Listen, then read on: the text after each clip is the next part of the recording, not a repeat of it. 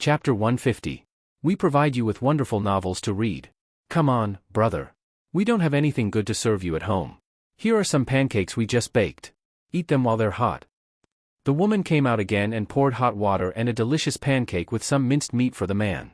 The black-faced brawny man wolfed down the flatbread while drinking the boiled water in the ceramic bowl, enjoying the meal with relish. Sigh.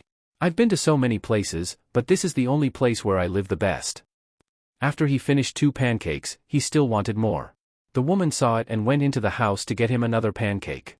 We're lucky to have a good master. Otherwise, the whole family would have to drink the Northwest. The tenant chewed on the pancake and sighed with emotion. The man nodded in agreement and asked casually, which family is the master of this place? He's so kind. He's like a living Buddha in the temple.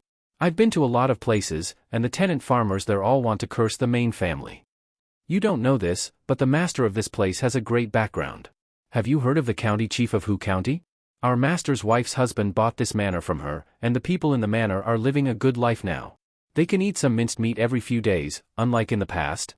All year round, we could only smell the meat on New Year's Day. The tenant farmer sighed with pride on his face. It was a pity that the master's wife died so early. Almost all the tenant farmers on the farm had to burn 3 sticks of incense a day. The county chief of Hu County? I've heard of him. He's a good man. The man's expression changed slightly, but his face was too dirty. Ordinary people couldn't tell what had changed. Isn't that right? In my opinion, the master's family is the best in all of Dongqing. They're not like the other animals. They all suck human blood. The county chief of Hu County, Lu Zhongqing. The man secretly clenched his fists and said, "It's a pity. Otherwise, I'd like to see what a living Buddha looks like." The tenant farmer said quickly, "The master's husband is coming to the village today. If you..." Before he could finish, his wife slapped him on the back of his head. "What nonsense are you talking about? If you offend the master's husband, how can you face the master's wife?" The woman's face was fierce. "Besides, what if you accidentally cause trouble for this brother? Don't even think before you speak. If anything happens, you'll be responsible for it." The woman was indeed worried that the black-faced man would frighten the noble, but she was also thinking for the black-faced man's sake. The reason why nobles were nobles was that they were nobles from head to toe and were timid. If they saw such a rough and burly tramp for the first time, wouldn't they be scared? At that time, if he got angry, he might get into trouble and lose his life. Only then did the tenant farmer realize that something was wrong. He awkwardly chuckled at the black-faced man, revealing a slightly silly smile. The black-faced man did not mind and cupped his hands. "Little brother is too polite. Sister-in-law is right, it's not good to disturb the noble." Although the black-faced man said so himself, the tenant still felt a little embarrassed.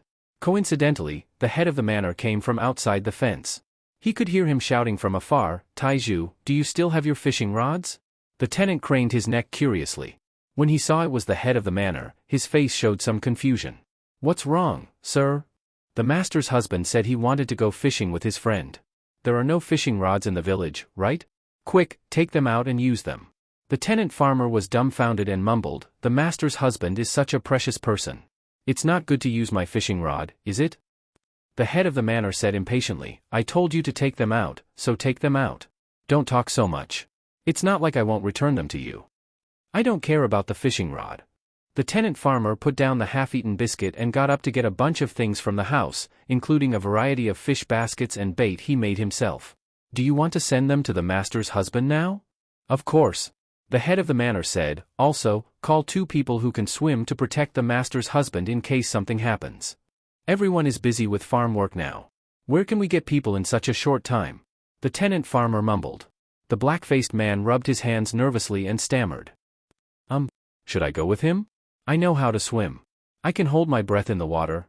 When the head of the manor heard this, he glanced at the black-faced man and then at the tenant farmer. He flatly denied, "No, it's scary. I've been walking in the mountains for a few days. I can wash my face and it's clean. It's not scary. Sir, he's just passing by. He's quite kind. He heard that the master's husband is nice and thinks he's a living Buddha. He wants to see him from afar. Look, everyone is busy with farm work now. I can't get people who can swim for a while. Why not let him go over and help me? I'll keep an eye on him. I won't let him scare the master's husband." The tenant farmer was a good person and backed up the black-faced man. The head of the manor thought about it. Time was indeed tight, so he simply nodded. However, he still ordered again, "Keep an eye on him. Don't scare the master." Get him a basin of water to wash his face. It's dirty. The black-faced man thanked him profusely. He tidied up his face and became much cleaner. His face actually looked quite handsome. What kind of fish can we catch at this time of the year? Jiang Pingji sat on the stool gloomily. She didn't know why Qiguan Rang and Su Ku were interested in fishing. The fish at this time of the year are just right. The meat is juicy, and the fish in Hejian County has a lot of bones. Fishing in spring is also very elegant. Su Ku smiled and thanked the tenant farmer for the fishing rod. The man was so shocked that he quickly waved his hand and said that it was fine. You're a landlubber. Be careful not to get caught by the fish. Jiang Pingji moved the stool to another place. Then you guys can continue fishing. Lanting, aren't you coming to play? Qiguan Rang asked. Jiang Pingji was too lazy to look up. She rested her chin on her hand and said with certainty, I can't catch any fish. Then I won't play. Qiguan Rang was amused by her words. No matter how bad one's fishing skills were, there would always be a catch if one was patient. However, he did not know that Jiang Pingji was not being modest or lazy when she said that. The killing intent on her body was very faint, but fish were extremely sensitive creatures. They could sense things that ordinary people could not. It would be strange if Jiang Pingji could catch a fish. Jiang Pingji looked at the two people sitting on the stool, fishing with one fishing rod in each hand. She looked away. She had no interest in such a boring activity. She lifted her leg and kicked the fish basket beside her. She turned her head and saw a pair of eyes that had been observing her. You don't look like a tenant on the farm, she said. The black-faced man's heart skipped a beat when he heard her question. It was as if he had been seen through. However, he still calmed himself down and smiled generously. I'm not from the village. I heard from Taiju that the master's Langjun is a living bodhisattva, so I'm thick-skinned enough to come and take a look. Jiang Pingji asked again, now that you see me, do I look like a living Buddha in the temple? Was she a living Buddha who could scare the nearby fish to Qiguan Rang's side with her aura? The black-faced man chose to remain silent. Chapter 151. Faced with the man's silence, Jiang Pingji couldn't help but laugh. She continued to ask, is this question that hard to answer? The black-faced brawny man cupped his hands in greeting and said awkwardly, no. I'm clumsy, and I haven't learned much. I'm a rude person, so I've never seen a kind-hearted person like you. I was too nervous and forgot how to speak. After saying that, the man's palms were covered in cold sweat. He couldn't get rid of the sense of danger that his identity had been exposed. Jiang Pingji said to the folding stool beside her, sit down. We can chat if we have nothing to do, or else it'll be boring. Stools were easy to carry and easy to place. After they came from the foreign tribes, they quickly became a fashion and were loved by the common people. Usually, when they had nothing to do, they would take a small stool and sit in the yard, chatting with their neighbors and gossiping. However, this kind of portable item also had a common characteristic, which was that it was very delicate and exquisite. Looking at the small folding stool, then looking at his own height, the black-faced brawny man nervously rubbed against the side and sat down. His legs involuntarily exerted force to reduce the pressure his weight exerted on the folding stool. His muscles tensed up, making him look extremely awkward and uncomfortable. Seeing his action, Jiang Pingji's lips curled into a smile. The dark-faced, brawny man's heart skipped a beat and he almost jumped off the stool. Don't be so nervous. You said that I'm a living Buddha, so a living Buddha wouldn't harm anyone, right? Because of her age, Jiang Pingji had not really started to develop. Her voice still had a childish tone, but she pretended to be gentle. Not only did it not make the man feel better, it made him even more nervous. It was a warrior's intuition.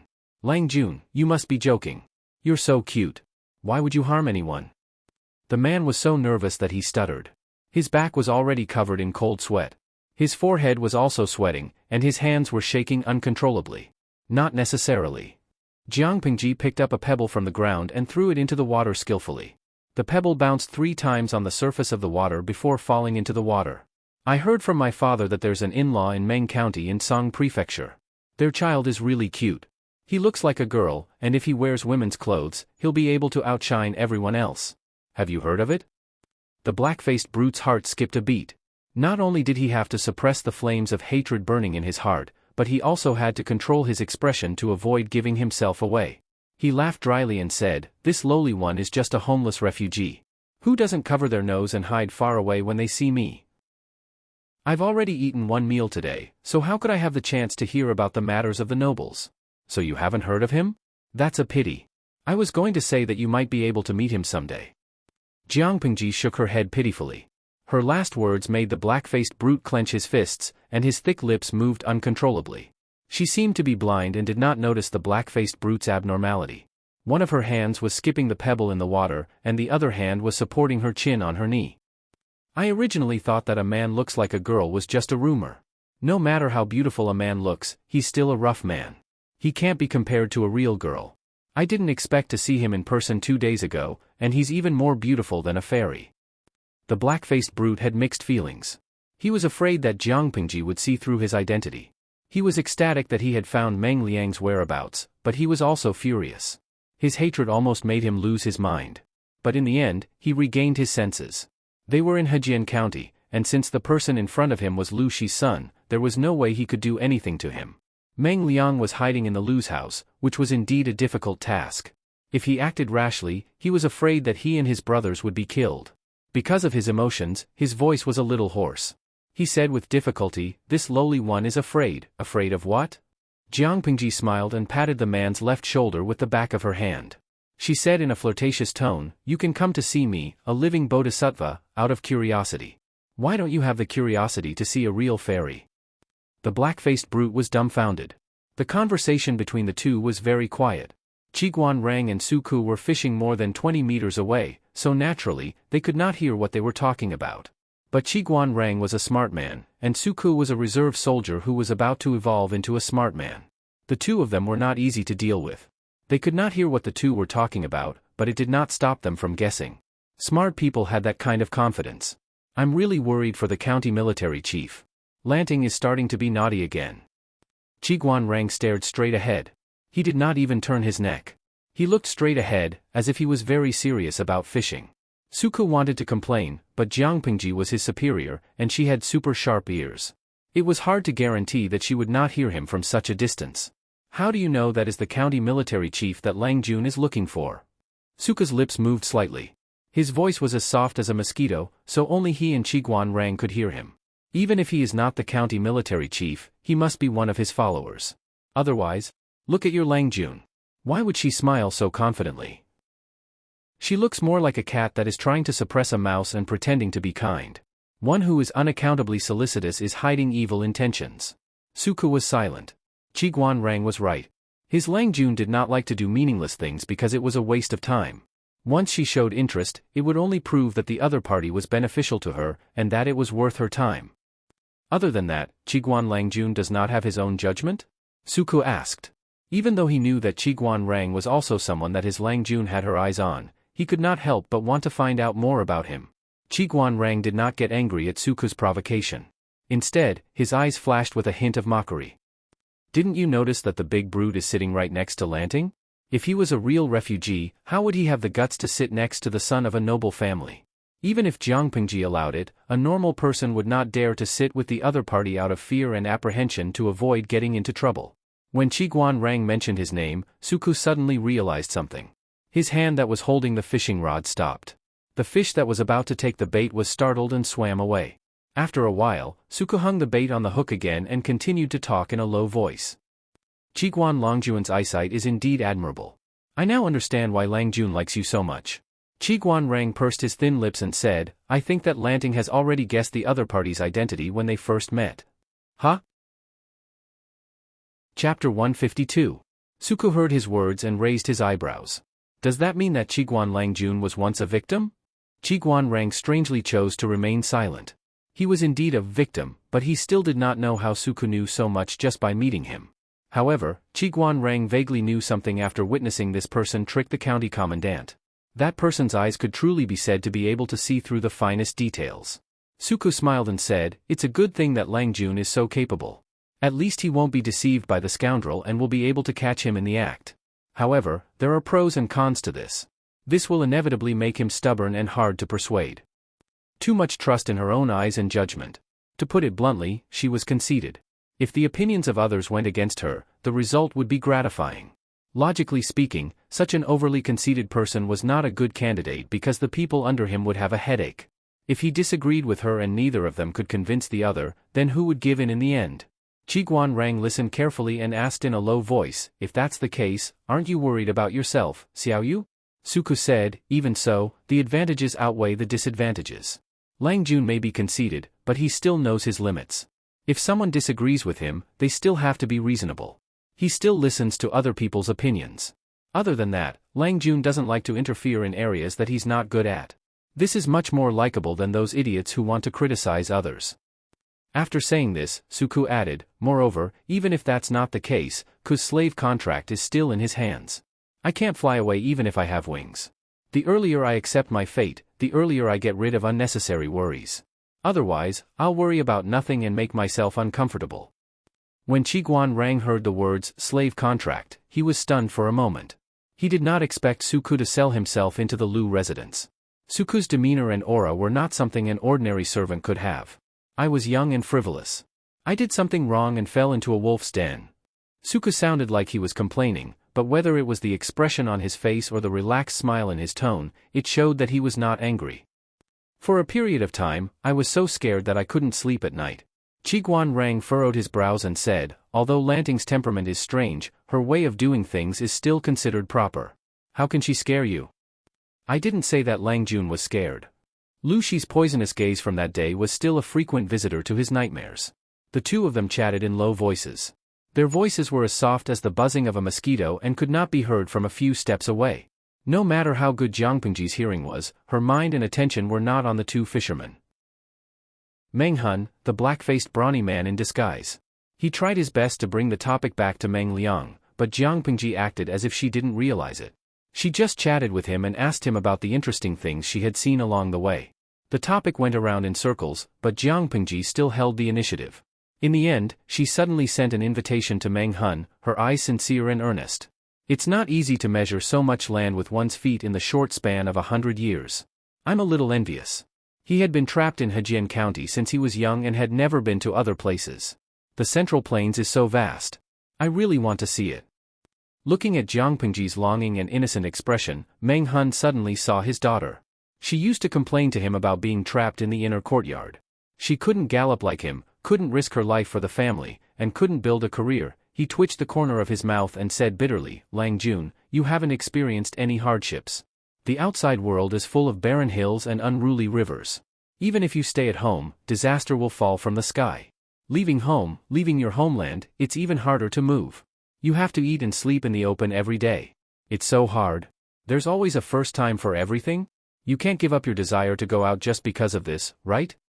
Jiang Pengji said carelessly, what's more, if I go out, I'll have servants to protect me. How much hardship can I go through? She suddenly changed the topic and looked at Meng Hun with sparkling eyes. You've been to so many places and met so many people.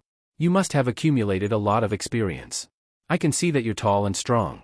You're no worse than the servants in my house. By the way, didn't you say that you have no family and can't go back to your homeland because of the war? Why don't you just stay in the Lus? At least you'll have a place to settle down. If I go out one day, I'll take you with me. It'll save me a lot of trouble. Meng Hun's lips moved. He opened and closed them for a long time before he said something. Lang Jun, you're a living Buddha, but I'm just a peasant. I don't dare to dirty your land. I won't go. If he was a normal refugee, he would have said yes with gratitude. But Meng Hun wasn't one, and he couldn't say yes. He didn't want to drag the Lus down because of his identity. Even if he didn't understand the dirty dealings between the gentry families, Meng Hun knew that Lu Shi and Meng Zhan had cut off all ties. Meng Liang, that little bastard, must have used another identity to sneak into the Lus. If Meng Liang died in the Lus and the Mengs found out, they would definitely make things difficult for the Lus and ask them to hand him over. No, they would probably make the entire Lus pay. Although he vaguely felt that this Lu Shi before him was a little strange, after interacting with him for a while, he found that Lu Shi was indeed amiable and approachable. Moreover, he was extremely concerned about issues such as the people's livelihood. He wasn't like some of the aristocratic sons he had come into contact with in the past, who were always sentimental and worried about unreliable things. They were disgusting and would moan about nothing. Meng Hun had a good impression of Jiang Pengji because of that. But he couldn't say yes to her invitation. As expected, Jiang Pengji, who had a good temper in Meng Hun's eyes, wasn't angry or embarrassed. Instead, she sighed with regret. Jiang Pengji said, everyone has their own ambitions. Since you've made up your mind, I won't force you to stay. The sky was getting dark. Qiguan Rang and Meng Hun had caught 2 baskets of fish. Meng Hun couldn't get any more information out of them, so he decided to leave. Before he left, Meng Hun took a bag with him. 2 sets of warm clothes, a few pairs of oversized straw sandals, cotton socks, a few days' worth of dry food, and some medicine. Jiang Pingji explained, I saw that you have blisters on your feet, so I asked someone to prepare some medicine for you. Otherwise, if you get bitten by mosquitoes, your wounds will fester very easily. That would be troublesome. Meng Hun's heart warmed. After some hesitation, he accepted the small but thoughtful gift. Qiguan Rang and Su Ku, who had watched the whole show, laughed. Chapter 153. Lang Jun, do you need someone to keep an eye on him? Su Ku asked in a low voice after Meng Hun was out of sight. There's no need for that. He'll come back anyway. Jiang Pingji was not worried that Meng Hun could escape. After all, Meng Liang was still in the Lu residence. With Meng Hun's current ability, he could not ignore the Lu residence and kill Meng Liang. Oh? Qiguan Rang said, why are you so confident? Why can't Meng Hun wait for Meng Liang to leave? Jiang Pingji sneered. First, the Lu residents and the Mengs are not on good terms. They might not be willing to protect Meng Liang. Meng Hun still has a small chance of succeeding. If Meng Liang contacts his entourage, he will be protected by them. With Meng Hun's current manpower, it will be impossible for him to kill Meng Liang. So, if he wants to make a move, now is the best time. Qiguan Rang was speechless. He secretly exchanged a knowing look with Su Ku. I'm a little curious. Why did you suspect that he was Meng Hun from the beginning? Qiguan Rang asked. Jiang Pingji heard the question and looked at Qiguan Rang. Isn't it obvious?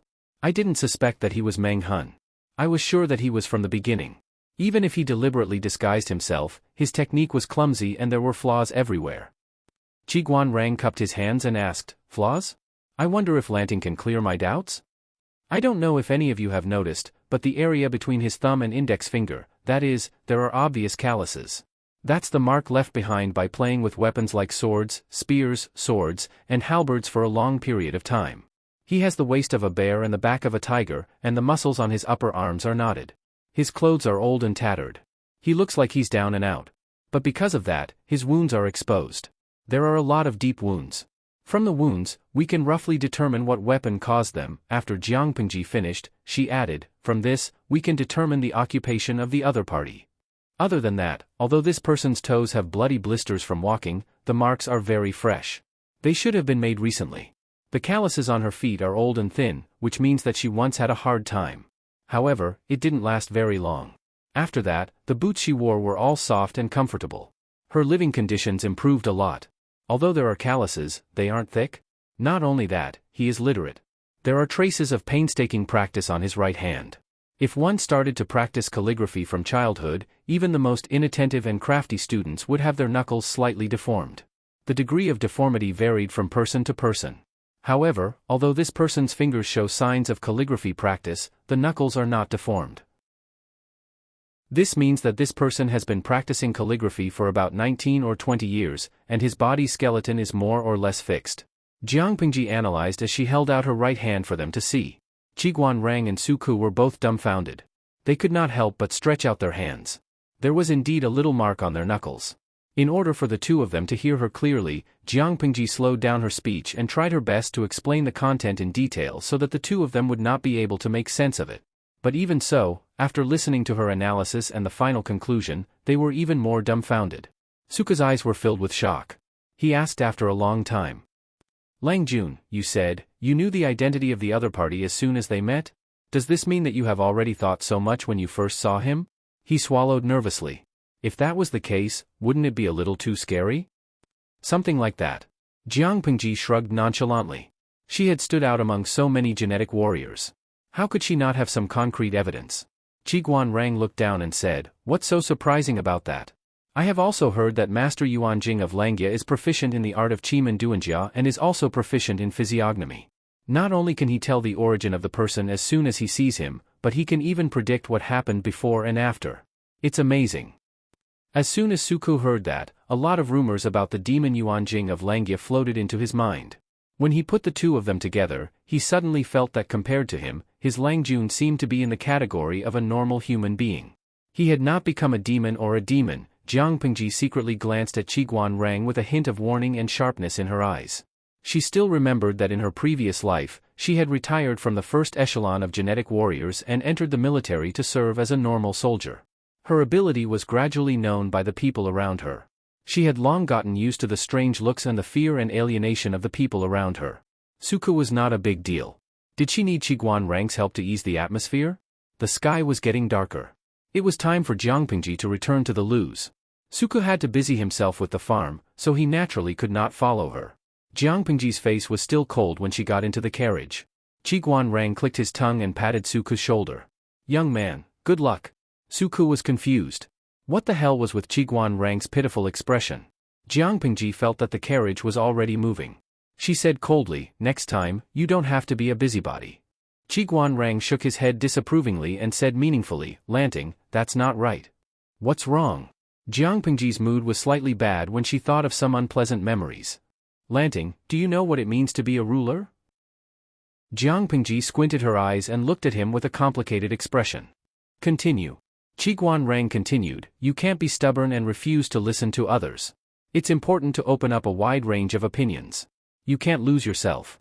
Otherwise, if your subordinates have different opinions, how will the ruler make a choice? You can't be too close to your subjects to avoid messing up the hierarchy. You can't disobey orders and prohibitions. But you can't be too distant and lose the people's trust. In my opinion, ruling a country and ruling a family have the same effect." After saying that, Qiguan Rang asked, "If Xiaoyu is really afraid of you, will Lanting let him be?" Jiang Pingji was silent. Lu Shi's words appeared in her mind. "Lanting, you have to learn how to be a ruler. Your eyes can see so many things. This is something that others don't have, and it's also your unique advantage. You should make people respect you, not just fear you. It's a difference of one word, but it's a world of difference." Qiguan Rang didn't care how much Jiang Pingji would listen to him. After all, he had already said it. The so-called way to be a ruler did not have a very specific or general description. It all depended on one's understanding and experience. Suku was not fully grown yet. His words and actions were inevitably not comprehensive, which made Lanting feel apprehensive. Lanting had a stubborn temperament. She did not care why Suku had such a reaction, nor would she take the initiative to point it out. It was fine if it happened once or twice, but if it went on, it was hard to guarantee that it would not leave a hidden crack between them. Chapter 154. Qiguan Rang tapped his knees with his fingers hidden in his sleeves. He closed his eyes leisurely as if he was taking a nap. If Jiang Pingji was unhappy before, she started to reflect on herself after Qiguan Rang's words. She suddenly remembered what her superior and mentor from her previous life, who was also the former commander of the 7th Army Corps, had said. The old commander said, "You're not my only student. Out of all the candidates, you're not even my favorite successor. You're full of bad habits, and your temper is beyond redemption. However, I can understand you, and in the end, I still chose you. Because I always believe that you can be my ideal successor. Other than you, I can't think of anyone else who can do it." The old commander trusted her so much, but Jiang Pingji did not achieve his expectations.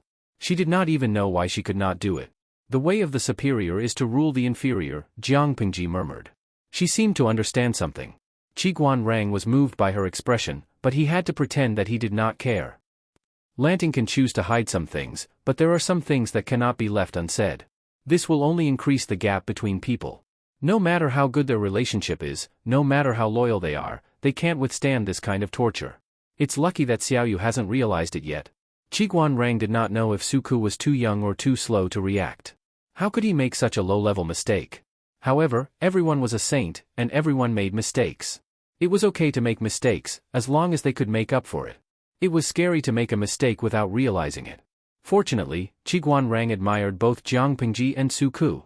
Neither of them had the kind of personality that would give people headaches. Suku was quick-witted. Although he had broken some taboos, it could be attributed to the fact that he had not been with Jiang Pingji for long and was not familiar with her temperament. In addition, he was still young and inexperienced.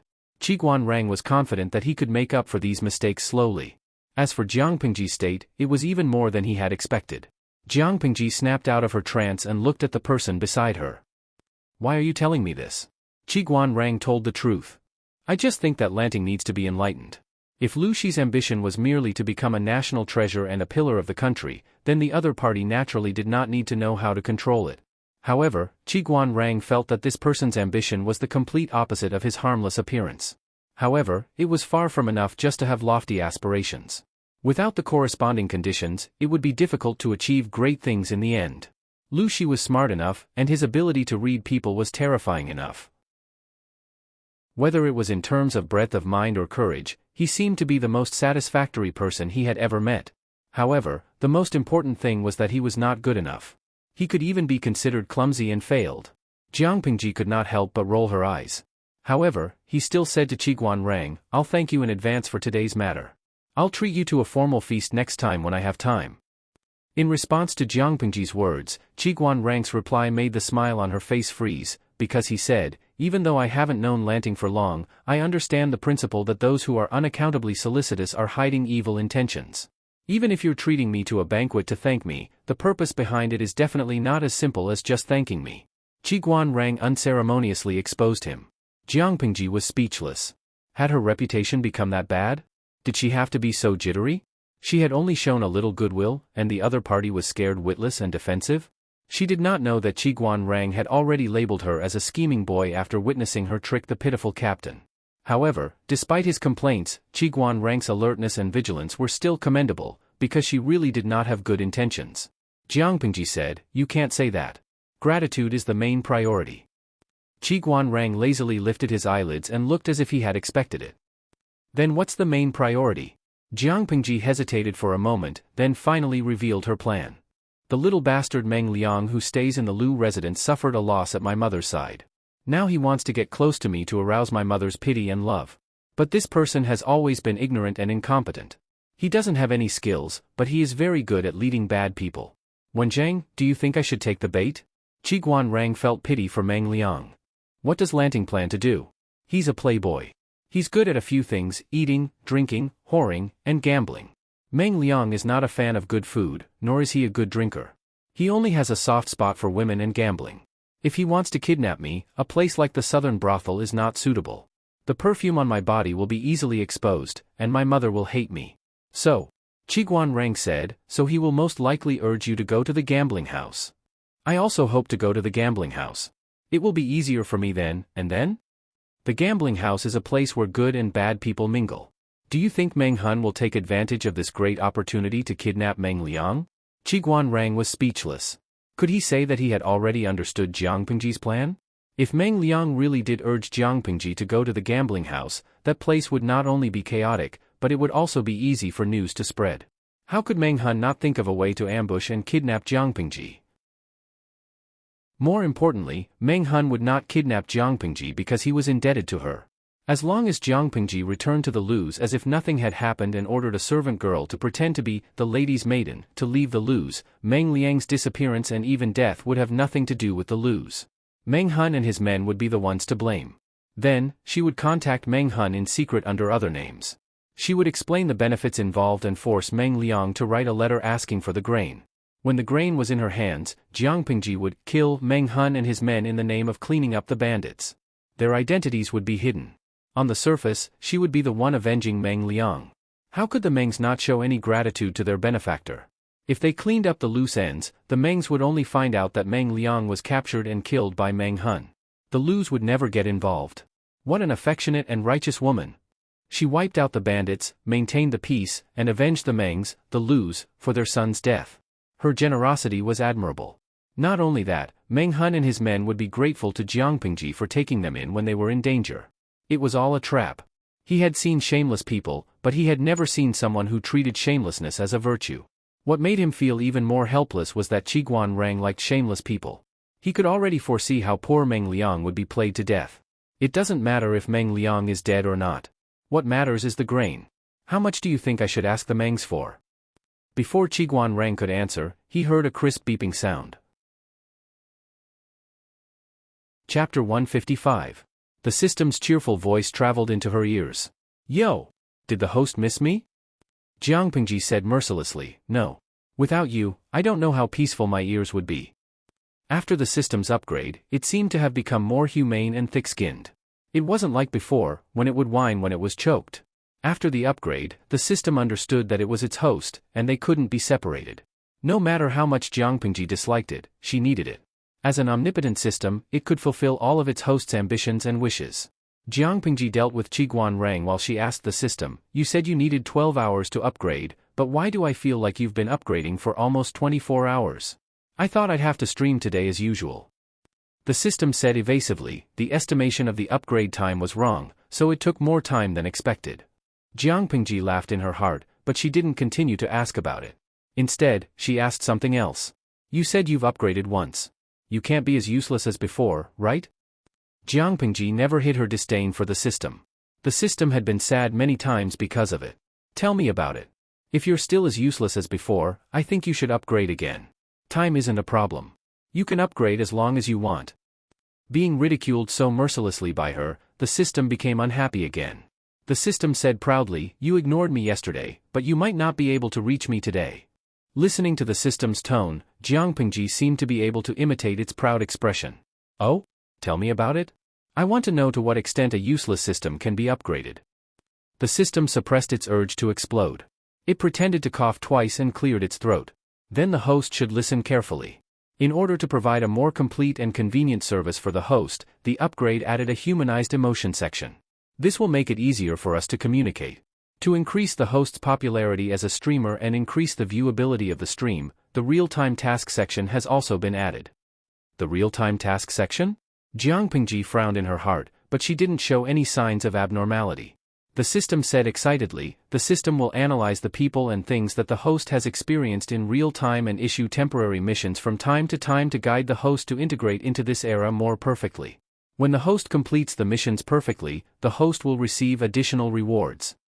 Jiang Pingji went straight to the point and asked, can I refuse such a mission? The system quickly replied, no, this is a mission automatically added to the mission list. Completing it will only bring benefits to the host. Jiang Pingji sneered in her heart. There would be no harm in completing the task, but what if she refused to complete it or failed the task? Jiang Pingji was disgusted from the bottom of her heart when someone else's will was forced upon her. The system became more capricious. It sensitively discovered that Jiang Pingji was not enthusiastic about this matter. She even rejected and hated it. It said carefully, the host seems to be very unwilling to do this kind of task. Why should I be willing to do a task that is forced upon me? What if the mission's contents conflict with my own wishes? What if I refuse to go on the mission? Or will the mission fail? Jiang Pingji asked a few questions in a row. The system had no time to answer. I don't care about the rewards for completing the mission. Who allowed you to make such a decision on your own? The system was speechless. Then, its voice became more forceful. I hope that the host will not be capricious. This is the most correct and most beneficial outcome after countless calculations. As your system, I will only be good if you are good. I hope you can understand this. Jiang Pingji snorted coldly. You can give me the mission if you want. It's my business whether I do it or not. The system lowered its voice and said seriously, host, please do not be capricious. Completing the mission will make your future path smoother. This is the conclusion I came up with after countless calculations. I hope that you will not disappoint my good intentions. Real-time triggered missions are mainly for the host's benefit. They will not harm you. Jiang Pingji dragged her voice. I will not do it. The system was silent for a while and said earnestly, if the host insists on being capricious, you will regret it. You must know that benefits and risks coexist. There will be generous rewards for completing the mission. If you fail the mission or don't do it, you will have to bear the consequences of failing the mission. Jiang Pingji's thin lips curved. She lowered her eyes to hide the faint killing intent brewing in them. The system's words caused her to rebel. She said it angrily. I'll bear the consequences. Do you think that I, Jiang Pingji, will be threatened? It was useless for the system to be anxious. Jiang Pingji had completely developed a rebellious mentality. The more it looked forward to it, the more she was unwilling to do it. In the end, the system could only say angrily, my good intentions have been turned against me. Host, you will suffer greatly if you do this. It thought that Jiang Pingji would be wild with joy, so the system took the liberty of downloading and upgrading the real-time triggered mission section to help the host reach the peak of her life. It remembered that many systems did the same thing. The host's eyes went wide when she saw the mission reward. The host, on the other hand, was basically a donkey. She had a stubborn temper, but her reaction was so intense and determined. Jiang Pingji only replied with one sentence. I'm tired today. I don't feel like streaming for now. Be quiet if there's nothing else. I have a headache. The system wanted to use both carrot and stick on her to force her to submit? Haha, the system did not seem to realize Jiang Pingji's true temperament. Even her former teacher would not be able to do that, let alone a system of unknown origin, purpose, and behavior. Qiguan Rang noticed that Jiang Pingji's face was a little pale. Are you not feeling well? Jiang Pingji answered weakly without opening her eyes. The ride is too bumpy. I have a headache. She did have a headache. After the system upgrade, it was more annoying than she had expected. Was the ride very bumpy? Qi Guanrang was stunned. Could he say that compared to Master Chao's carriage, the Lu residence's carriage was much more stable? The two of them were silent the whole way until the carriage stopped in front of the Lu's. It was already past dinner time. Lu Shi and Wei Yuan were chatting happily. When they saw Jiang Pingji return with Qi Guanrang, they were both happy. After exchanging some pleasantries, Wei Yuan stood up and said goodbye to Lu Shi. Since they had achieved their goal, there was no need to stay in the Lu's house any longer. Lu Shi stood up and saw them off. Jiang Pingji returned to her courtyard. She did not even change her clothes. She rolled onto the bed and fell asleep. Before she could get sleepy, Nongqin's frightened voice came from outside the door. Lang Jun, the guest from the outer court is here to see you. Jiang Pingji lifted her blanket and her face darkened. Chapter 156. As Qi Guanrang left with Wei Yuan asked him urgently. Wen Zheng, what do you think of Lanting? Qi Guanrang tilted his head to look at Wei Yuan. He wondered what Lu Shi had said to Wei Yuan. Why did he suddenly ask such a question? In my opinion, this child is extraordinary. As Qi Guanrang spoke, he observed Wei Yuan's face, which seemed to be deep in thought. In times of peace, he would be a powerful minister and an important asset to the country. In times of chaos, he would at least be a lord. Wei Yuan's expression froze, as if he was still struggling with something. After a long time, he let out a long sigh. I just tested Lu Zhongqing.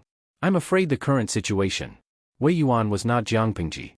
He could not say things like directly saying that the country was about to perish. The aristocratic families have their own agendas. They are playing with the power of the court. The princes are not doing anything. The battle between Nanqing and the four factions of Nanman is not optimistic. It is already showing signs of decline. Although Wei Yuan's surname was Wei, his family was not prominent. He could only be considered wealthy among the poor. Seeing the declining situation, his heart ached, but he could not do anything about it. Among the 5 countries in the Central Plains, who did not insist that they were the legitimate rulers? Since the division of the Xia kingdom, everyone knew that there would be a war between the 5 countries. Who did not covet the other 4 countries? However, since the founding of Dongqing, they had always valued culture and restrained military power. Due to the frequent harassment from the 3 tribes of the northern borderline, the people at the border were poor. The soldiers did not have the opportunity to rest and recuperate. They were like old horses that had traveled long distances with empty stomachs. They were now exhausted. Not to mention, the aristocratic families controlled the court. There were also many vermin of the country who exploited the people, causing great resentment among the people. Even Lu Shi was barely able to protect himself in Hu County. The other aristocratic families hadn't tried to divide Hu County because Lu Shi's methods of governing Hu County were too bloody. His attitude was very domineering, as if he would rather die in glory than live in dishonor. Wei Yuan knew Lu Shi. Although he was a bit evil, he was a peaceful person. He could not stand open strife and veiled strife.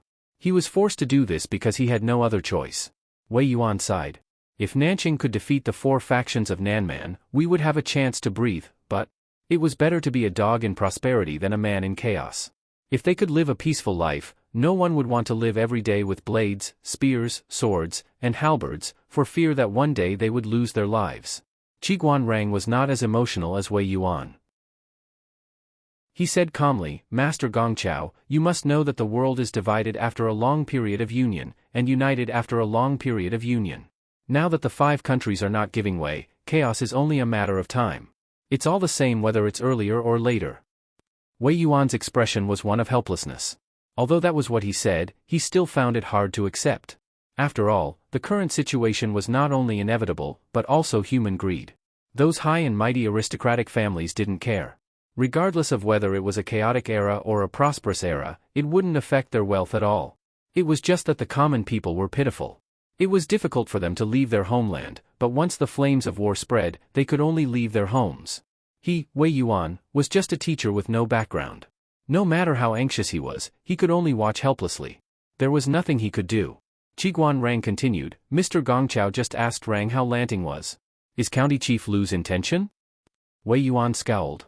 Watch your words. How can you say something like that? I'm just going to wait and see. Regardless of whether it was true or not, being on good terms with Lu Shi was beneficial to them. Qi Guanrang was silent. Even though Wei Yuan didn't give him a specific answer, he knew very well that regardless of whether Lu Shi had the intention to cause trouble or not, his son was someone who wanted to see the world in chaos. He wasn't someone who was willing to be under someone else's command. The carriage was silent. Wei Yuan and Qiguan Rang returned to their residences with their own thoughts. On the other side, Jiang Pingji's patience had reached its limit. She stared coldly at Meng Liang, who was still acting recklessly. She had seen people who wanted to die, but she had never seen someone who wanted to die at such a good time. Meng Liang was still dressed in women's clothing. He looked shy, but the condescending look in his eyes betrayed his true feelings. Jiang Pingji's impatience had reached its peak. She could have slapped him in the face the next second. The system was enough to annoy her. She wanted to be alone, but she didn't expect an even more disgusting *T stirrer to come at her. Why are you looking for me? You and I are men and women. Even though I'm still young, being in the same room will still attract criticism. Jiang Pingji's tone was very stiff, with a hint of impatience. Meng Liang had been spoiled since he was a child. Others had always been the ones to look up to him.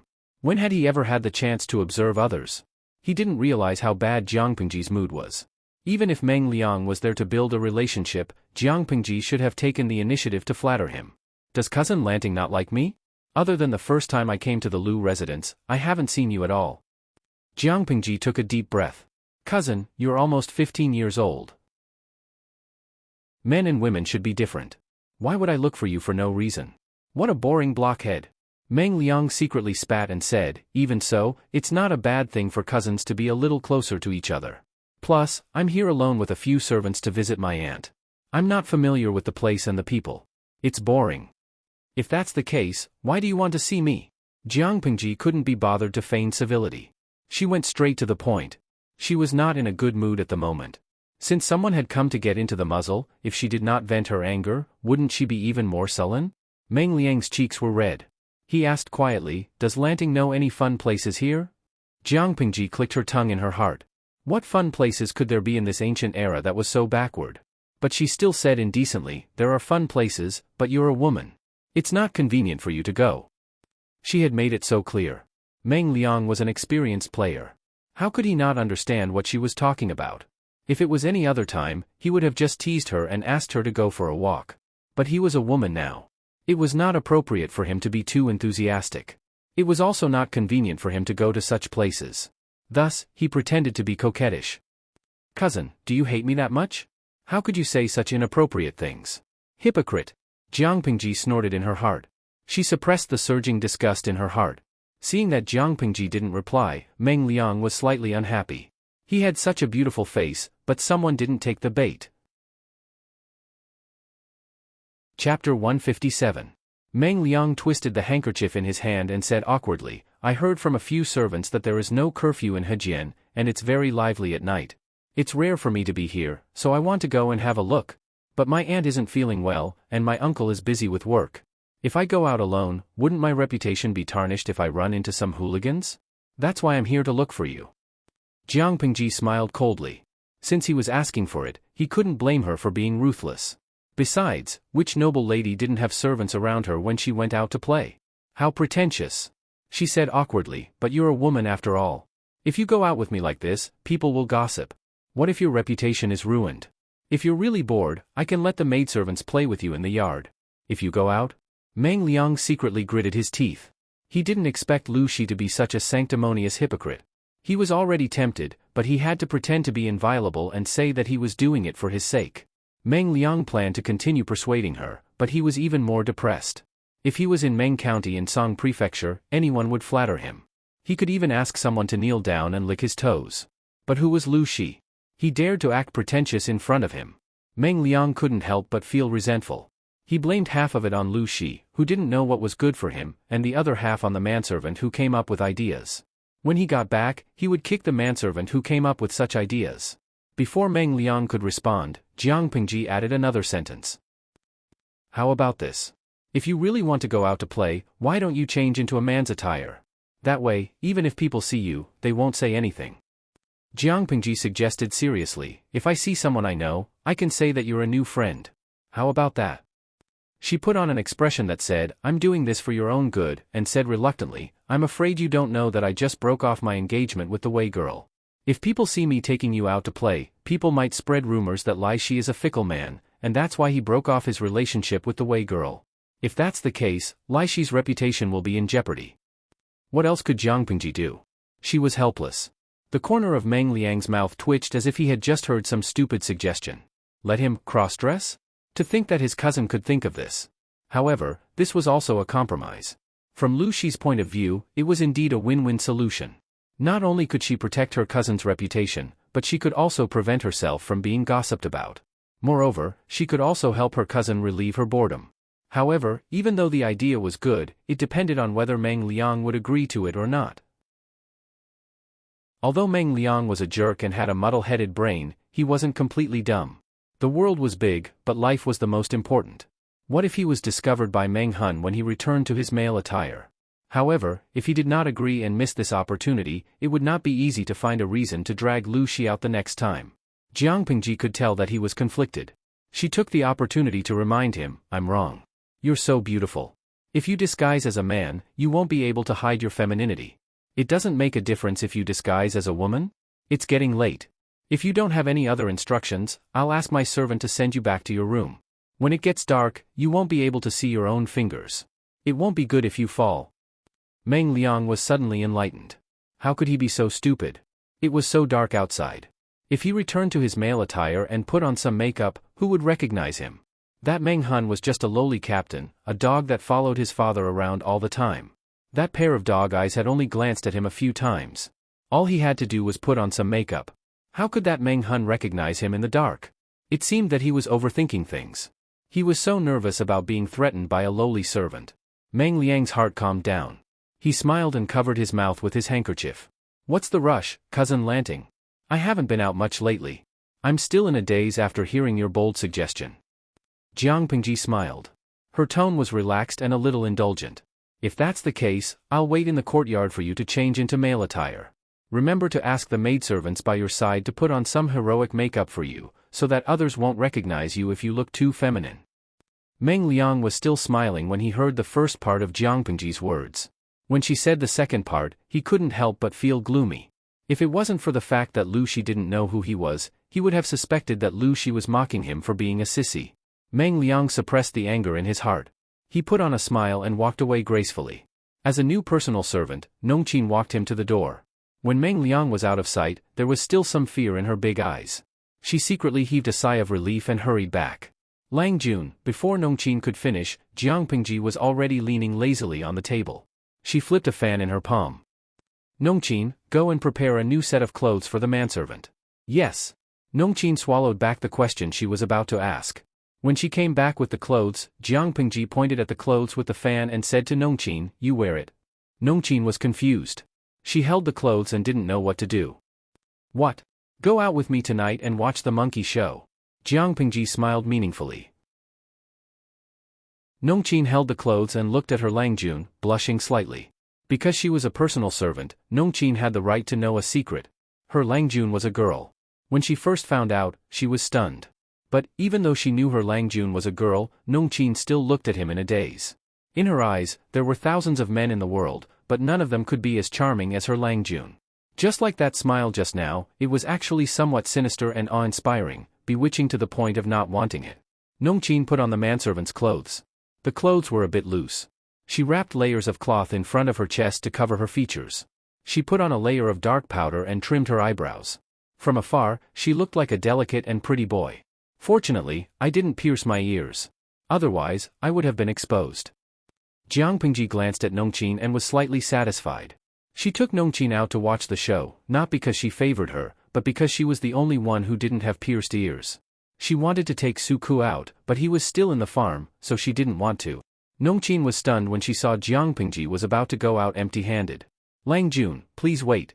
I'll go prepare some silver." How could she go shopping without money? She snorted. "Prepare what? Someone will pay for it. If everything goes well tonight, I might be able to save a betrothal gift for you." Nongqin was confused again. Chapter 158. That being said, Jiang Pingji didn't really bring nothing. At least she brought 10 taels of silver. For an ordinary family, it was a luxury to bring 10 taels of silver with them. They had to be careful of pickpockets. Jiang Pingji felt that it was enough. But for Meng Liang, who was used to being extravagant, 10 taels of silver was not enough for him. Dongqing was different from the other 4 countries. There was no curfew at night, but the city gates would be closed at night. The night market was bustling with people. Vendors were hawking their wares. Most of them were intricately woven goods or trinkets. Silk and floral jewelry filled the stalls. The materials used were cheap and simple, but the craftsmanship was exquisite. It was obvious that a lot of thought had been put into it. It was a prosperous scene. Even though it was already night, there were still a few young girls wearing bamboo hats in the night market. Their faces could not be seen, but their slender and graceful backs were enough to make some people lose their ability to walk. Jiang Pingji secretly glanced at them and teased, "Cousin, you're more manly than she." He saw 2 young ladies with graceful figures, their eyes almost glued to the other party's body. No matter how beautiful they are, how can they compare to your beauty? Meng Liang was enjoying the show, so it was not hard to imagine how unhappy he was to be interrupted. Although he had always been proud of his looks, there were always people who said he was a woman. It was a way of mocking him for not being a man. Now that Jiang Pingji had emphasized this point, if it wasn't for the fact that he wasn't in Meng County, he would have slapped her. Do you know how to speak? However, Meng Liang was still rational. He did not put his thoughts into action. Instead, he clenched his fists and put on a fake smile. "Lanting, you should call me cousin when we're outside. Otherwise, what would happen if someone hurt us? What's more, everyone loves beauty. Seeing a beautiful young lady, why can't you let your cousin take a good look?" Jiang Pingji replied with an "oh," but she sneered in her heart. Calling him cousin? TSK, he really doesn't want to die fast enough. She turned her face away with slight disgust, but she called him cousin sweetly. Meng Liang was happy to hear that. Jiang Pingji stopped in front of a stall and asked the vendor, "How much are these silk flowers?" She picked up the pair of ball-shaped silk flowers that she had taken a fancy to. They were made of rabbit fur and dyed bright colors. They looked very pretty. There were also many ball-shaped silk flowers of different colors hanging on the stall. The materials used were not exquisite, but they were novel. "Cousin Lanting, are you kidding me? How can a man like these things?" Meng Liang took the opportunity to retaliate. Jiang Pingji said casually, "I think they look good. I'll buy a few pairs for the maids in the yard." Girls love beauty. Rouge, face powder, silk ornaments, clothes, hair. No amount of money is enough. "Nongqin, try this. The color is just right." Nongqin blushed and took it. She could still feel the warmth of the man on the ball-shaped silk flower. "Thank you, Lang Jun. I forgot. It's not suitable for you to wear it in your current state. Let's go back and try it on." Nongqin, who was about to put it on, suddenly froze and blushed. She seemed to have forgotten that she was dressed as a manservant. Why would she try on silk flowers? Meng Liang, who was standing to the side, clicked his tongue and said, "Cousin Lanting, are these cheap gifts for girls? It's not like a personal maid is anything else. If she wears gold and silver, what will she look like?" Jiang Pingji picked a few pairs that she felt were of good workmanship. She also bought a few rouge boxes and some fresh-colored lip gloss to protect her lips and not be eye-catching. Moreover, girls at this age are already the most beautiful. Why would they need those old-fashioned and expensive accessories? They would forcefully suppress their aura. Jiang Pingji picked out a lot of miscellaneous items and prepared a set for each of her maids. She didn't give more or less for anyone. She could be patient and buy these small, cheap gifts, but Meng Liang was not in the mood. She wanted to take a roundabout way to lure Lu Shi into the gambling house. Obedient children like him who stayed in the yard were easily attracted by new things. If she brought him here a few times, he would definitely become addicted to gambling. In order to keep the secret, he would have to get close to her. That way, she could achieve her goal of getting close to Lu Shi and destroy him secretly. He wanted to see how big Lu Shi's family business was for his ignorant son to squander it. But now, looking at Lu Shi's sissy buying this and that, who knew when he would achieve his goal? Cousin, why do you want to go to that kind of place?" Jiang Pingji frowned and denied it. "I'm not going. It's a messy place. What if someone offends you? Cousin, you should go somewhere else. I heard that it's dirty." Jiang Pingji's naive words made Meng Liang laugh in his heart. "Cousin Lanting, why are you so nervous? In the past, I heard from the servants that many nobles like to go there as well. Since everyone likes to go, it shouldn't be as bad as you say. I'm just curious and want to see it. Cousin, please allow me. I'm not nervous. I'm just worried that a rough person will offend you. If something happens, how will I explain it to my mother?" Jiang Pingji rejected him with righteous words and put on an attitude that said there was no room for negotiation. But was Meng Liang the kind of person who would give up so easily? In the end, Jiang Pingji couldn't handle Meng Liang's aggression. She reluctantly said that she would bring him there to have a look and that he would come out after seeing it. Nongqin was anxious, but she could not say anything to stop him. She could not say that Meng Liang was up to no good. With such anxiety in her heart, Nongqin watched her Langjun enter a gambling house. When the curtain was lifted, the gambling house was filled with people. Many shirtless men were standing on long benches and shouting around a table. Big, big, big, big, big, big. Small, small. It must be small. Nongqin couldn't help but tremble when she heard all the similar noises. It's okay. I'm here. At that moment, Jiang Pingji put a hand on her shoulder and turned around to smile at her. Strangely, Nongqin's fear disappeared and she gradually calmed down. The gambling house was big. There were more than 10 tables on the first floor, and each table was surrounded by more than 10 to 20 men. When the waiter in the lobby saw them, his eyes suddenly lit up. Young age, tender face, gorgeous clothes. When these characteristics were put together, they formed a shiny label. Fat sheep. What would you like to play? The waiter came forward with a face full of smiles, revealing a mouthful of shiny yellow teeth. Chapter 159. The waiter chuckled and said, "There are many fun things to do here. If you are interested, I can tell you about them." "Then tell me about them. I'm listening." Meng Liang said that, but deep down, he was feeling proud of himself. "Okay, listen up. Single and even dice flips, for directions treasure stalls, big and small pig nests, chicken fights, duck fights, quail fights."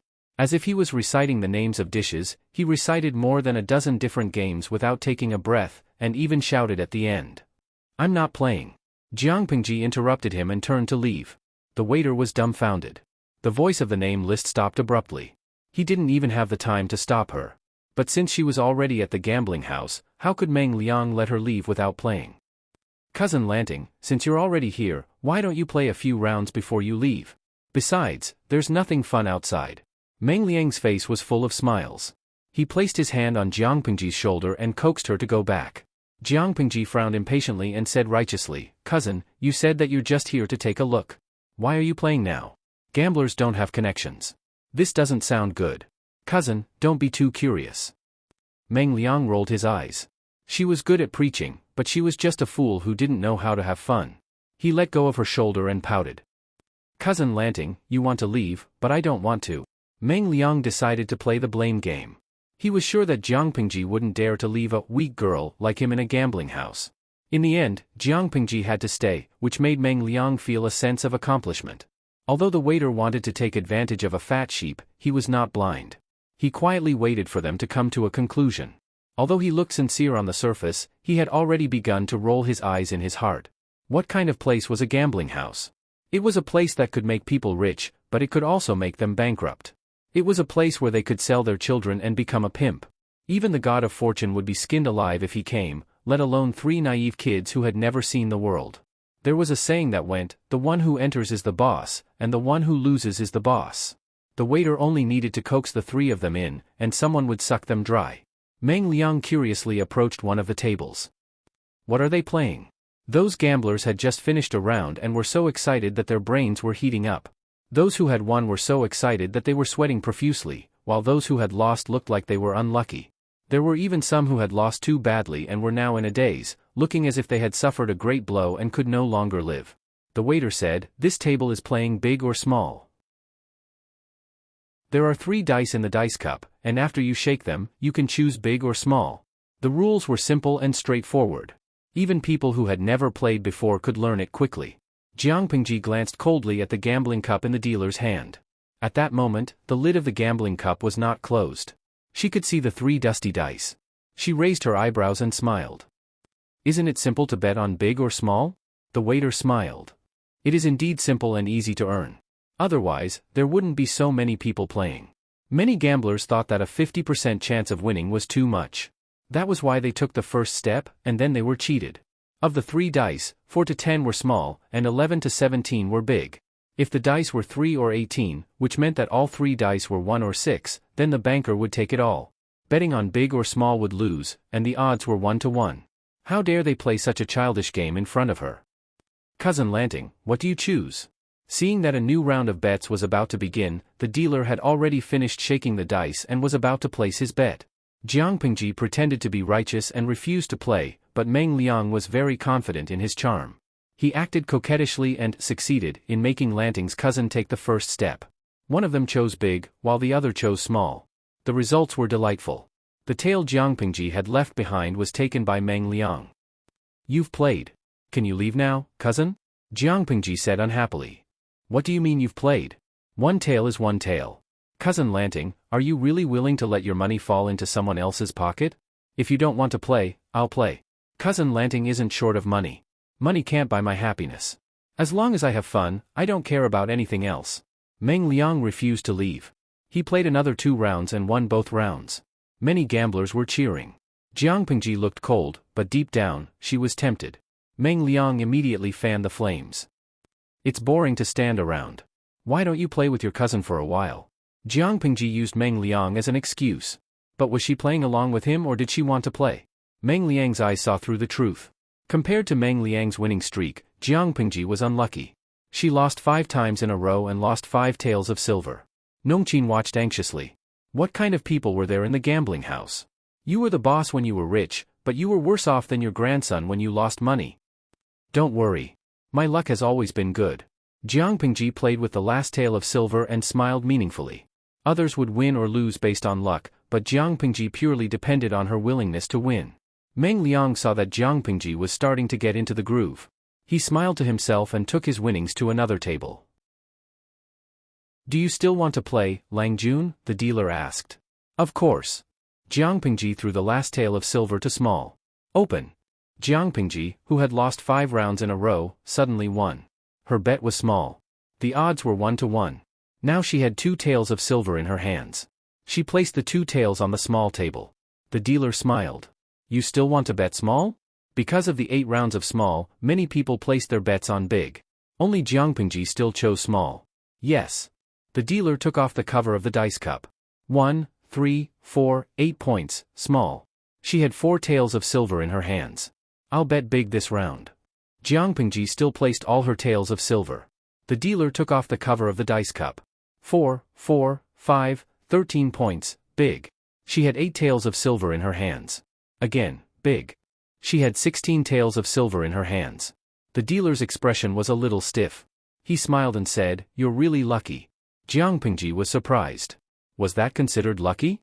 She was afraid of herself when she gambled. She didn't know that more than a dozen casinos in the federal black market had closed down because of her occasional visits. Her identity was special. Even when she lost so much money in the black market casinos, no one dared to do anything to her.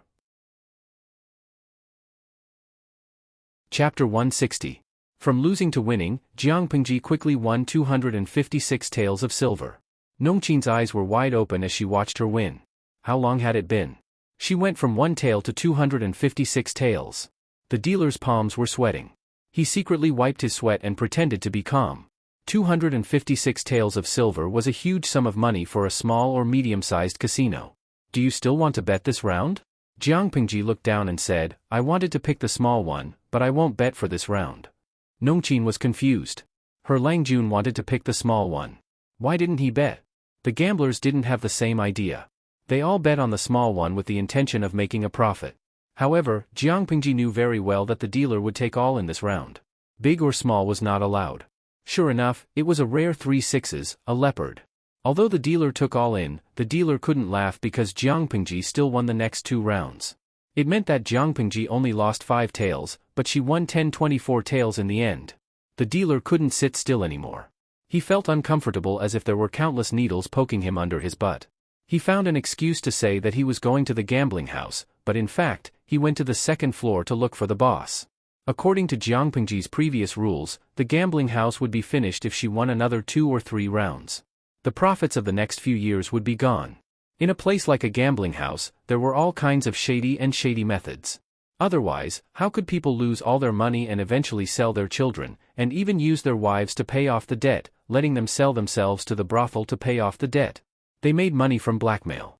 What seemed like a fair game was actually a shady business. In the simplest form of gambling on size, every die was specially made. The seemingly ordinary die had a weight bias, and the dealer relied on his skillful technique and keen sense of touch to greatly control the sum of the number of dice that came out of each round. Gambling dens of a larger scale could even change the number of dice at zero after the gamblers placed their bets, turning big into small. That was why there were so many losers and so few winners, even though the odds of winning were 50-50. Even if someone won, they would quickly lose back. These were the tricks of the gambling house. If they encountered a fat sheep, they would usually let the fat sheep earn a few rounds. Then, when the other party's bets got bigger and bigger, they would slightly turn the tables. The banker and the gamblers would say something like, "Victory or defeat depends on luck. If you're unlucky this time, you'll definitely turn around the next time." This would stimulate the fat sheep's nerves and make them continue to increase their bets by a huge amount. The casino owner couldn't sit still when he heard that. The boss asked him, "Didn't you do anything?" The dealer had an aggrieved look on his face. "I did, but that kid was so slippery. It was as if he already knew that I was going to attack, and he always managed to avoid me. I can't possibly use leopard in every round, right? If I do that, the others will also notice that something is wrong." The boss was also burning with anxiety. He was the one who owned the gambling house. Jiang Pingji's earning money was like digging meat out of him. If it really doesn't work, then let him win. When the time comes. The boss made a chopping motion with his hand. What kind of rotten things had they not done in this line of work? Blocking someone's money was like killing their parents.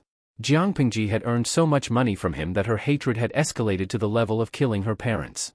The dealer was shocked. He was quite tempted, but he added with some difficulty, "I'm afraid that won't work. I'm afraid that won't work. Judging from the attire of those brats, they don't seem to be from an ordinary family. In Hejian County, gentry families were as numerous as the hairs on a cow. If they were not ordinary people, they could be the sons of gentry families if they were dressed differently. How could they afford to offend a small gambling house?" The boss was so angry that he stomped his feet. "Then what do you think we should do?" The dealer thought for a while and suddenly had an idea. He said, "I remember now. That kid has an accomplice who is also playing at the other table. Although he's not bad, he doesn't have that evil winning streak. Should we kill the other one?" Jiang Pingji was evil, but the other older boy was very ordinary. They could use him as an example. However much the evil brat won here, they could make the ordinary one lose the same amount, or even more. This idea seemed to be very good. The boss and the dealer looked at each other, and they both saw the satisfaction in each other's eyes. That was a brilliant idea. Jiang Pingji looked at the dealer coldly. She closed her eyes slightly, knowing that the big fish had taken the bait. How dare they scheme against her? She would definitely let them know what it meant to lose everything in one's pants. "Let's continue," Jiang Pingji said leisurely with a slight smile on her face. That look made the dealer's heart tremble. He almost dropped the dice cup with his hand that was shaking the dice. It was not because Jiang Pingji's smile was beautiful, but because of his sharp intuition from living in the marketplace. He felt threatened. The group of gamblers was excited to watch the show. After all, they lost more than they won, and they were excited to win some occasionally. Now they saw someone really winning streak, and the bet had reached more than 4,000 taels of silver. Looking at the rows of gold in front of Jiang Pingji, everyone felt like they were going blind. If the gold was exchanged for the equivalent of more than 4,000 taels of silver, they would not even be able to transport it home. The dealer calmed himself down and asked with a smile, "Young Langjun, do you want to continue betting?" Jiang Pingji suddenly smiled, and what she said made the dealer choke. "No. It's not challenging. It's boring." She pretended to stand up, and Nongqin, who was behind her, immediately walked up to the table and wrapped the gold in her arms. Nongqin's arms were heavy, and she was still dizzy. She felt very unreal. The dealer panicked and wanted to persuade her to stay, but when he heard the sound of Meng Liang slamming the table, he immediately calmed down. It was okay. If one table was won, wouldn't the other table lose as well? Jiang Pingji seemed to have only just realized that Meng Liang had gone to another table. "Cousin?" Jiang Pingji brought Nongqin over. Meng Liang's eyes were bloodshot, and he looked like he had lost his mind. "Get out of my way!" Meng Liang turned around and shouted. He pointed at the dealer and said, "Continue betting." Jiang Pingji was not angry. Instead, she asked the gambler beside her, "Cousin, what is he?" The gambler answered with a smile. He could not hide the gloating in his tone. "You better stop your cousin. He has already lost more than 6,000 taels of silver." "More than 6,000 taels of silver?" Jiang Pingji was speechless. Wasn't this too much? This table was filled with odd and even players. It was bigger than the previous table, and on the surface, it looked more fair. But when Jiang Pingji glanced at the dice cup, she immediately knew why Meng Liang had lost so badly. Chapter 161. Jiang Pingji stopped talking after being yelled at. She looked at Meng Liang coldly as he continued to court death. Everyone in Meng County fawned over him. Even in a gambling house, the boss would treat him well. That was why he won a lot of money every time he went there. As time went by, Meng Liang had the illusion that he was the king of the gambling table. Now he was in trouble. This was Hejian County, not Meng County, Song Prefecture. Not everyone was fawning over him. Nongqin held the gold in her arms tightly. Her face turned pale when she heard the number. Lang Jun, if they continued to lose, she and her Lang Jun would not be able to leave. Who asked the three of them to come together? It's a trap. There's no hurry. Jiang Pingji sneered. How could she not know what the gambling house was planning? Or rather, it was the result of her deliberate manipulation. But what was the connection between Meng Liang's losing and her winning? Meng Liang was the legitimate son of the Mengs. He had the best food and clothes. Plus, his real mother was Meng Zhan's concubine. She was secretly in charge of the inner house. What could he not have? The amount of money he made every month was terrifying. On the gambling table, the smallest bet was in the hundreds. Sometimes, when he played big, it was possible to bet more than 1,000. However, no one dared to win against him. Even if they did, it would be pointless. Meng Liang would just bring his servants to his doorstep. He was a jinx. This time, he bet another 1,000 taels of silver. Jiang Pingji smiled coldly, but the dealer smiled like a fox. Lang Jun, you've already bet a few thousand taels. We're a small business. If you can't pay us back after gambling, we'll lose a lot. The dealer played hard to get. It seemed like he did not want Meng Liang to continue gambling, but his words hinted at something else. Meng Liang almost laughed. How could he not have the money? Who did he think he was? Why are you talking so much nonsense? You're just a snob. Do you think I'll lose out on such a small amount of silver? He slammed the table. If it were not for his expensive clothes and good looks, he would look like a gangster. After being scolded, the dealer didn't get angry. Instead, he smiled and shrugged. Of course. I can tell that you have an extraordinary background when I look at you, but how can that compare to real gold and silver? We haven't even seen a single strand of silver here. If you win, we'll have to give you real silver. Meng Liang was so angry that he wanted to tear this person's mouth apart. If he was still in Meng County, who would dare to treat him like this? What a snob. But as angry as he was, Meng Liang did not have any money with him. Thinking about this, he became even angrier. When the dealer saw that Meng Liang still hadn't taken out the money, he couldn't help but snort coldly. If you don't have money, you pretend to be rich and come here to gamble. This was a gambling den, not a charity hall. It was only right and proper to pay one's debts. Hurry up and return the money. Get lost. If you don't have money, just say it. Don't be unreasonable with me. After saying that, a few strong men dressed in coarse hemp clothes surrounded him. At that moment, Meng Liang was already irritated by the dealer's words. The frustration from his previous consecutive losses had been squeezed to the limit. Now, he was being mocked by an ant that he had never looked down upon. How could the proud and spoiled Meng Liang tolerate this? How dare an ant that he had killed so casually treat him like this? They must be tired of living. Meng Liang was not someone who could tolerate easily. At that moment, Jiang Pingji guessed that the time was right. She stepped forward to stop him, but it was actually adding fuel to the fire. She seemed to be in a difficult position. She said with a hint of charity, "Cousin, don't bother with these commoners. I still have some silver here." Meng Liang's eyes were red. He glared at her as if she was his murderer and pushed her away. "Do you know who I am? Lowly commoner, I dare you to touch a single hair on my head." Meng Liang had been provoked in many ways. His eyes were filled with anger. How could he still be rational? Hearing his arrogant words, the dealer snorted coldly and mocked him. "I don't care if you are a dragon or a tiger. Since you are here, you must follow the rules. How dare you be rude when you don't have the money?" Meng Liang shouted at the thugs who were trying to surround him. "Get out of my way, lowly commoner. I am the descendant of Lord Meng. How dare you touch me?" Meng Liang raised his hand and swatted away one of the thug's hands. His snow-white face was already flushed with anger. It was no wonder he was furious to be treated like that by a lowly commoner. "Meng Zhan is my father." "Fine." Jiang Pingji, who was watching from the side, curled her lips into a smile. Meng Liang had finally said the two most important words. "Who is Meng Zhan? I have never heard of him." The dealer sneered and pointed at Meng Liang's nose. "How dare you call yourself the descendant of Lord Meng? Will Lord Meng's descendant be like you? You can't even afford to gamble. How dare you call yourself the descendant of Lord Meng? Arrest him." Nongqin's face turned pale. The thugs not only wanted to detain Meng Liang, but also her and her Lang Jun. Clang!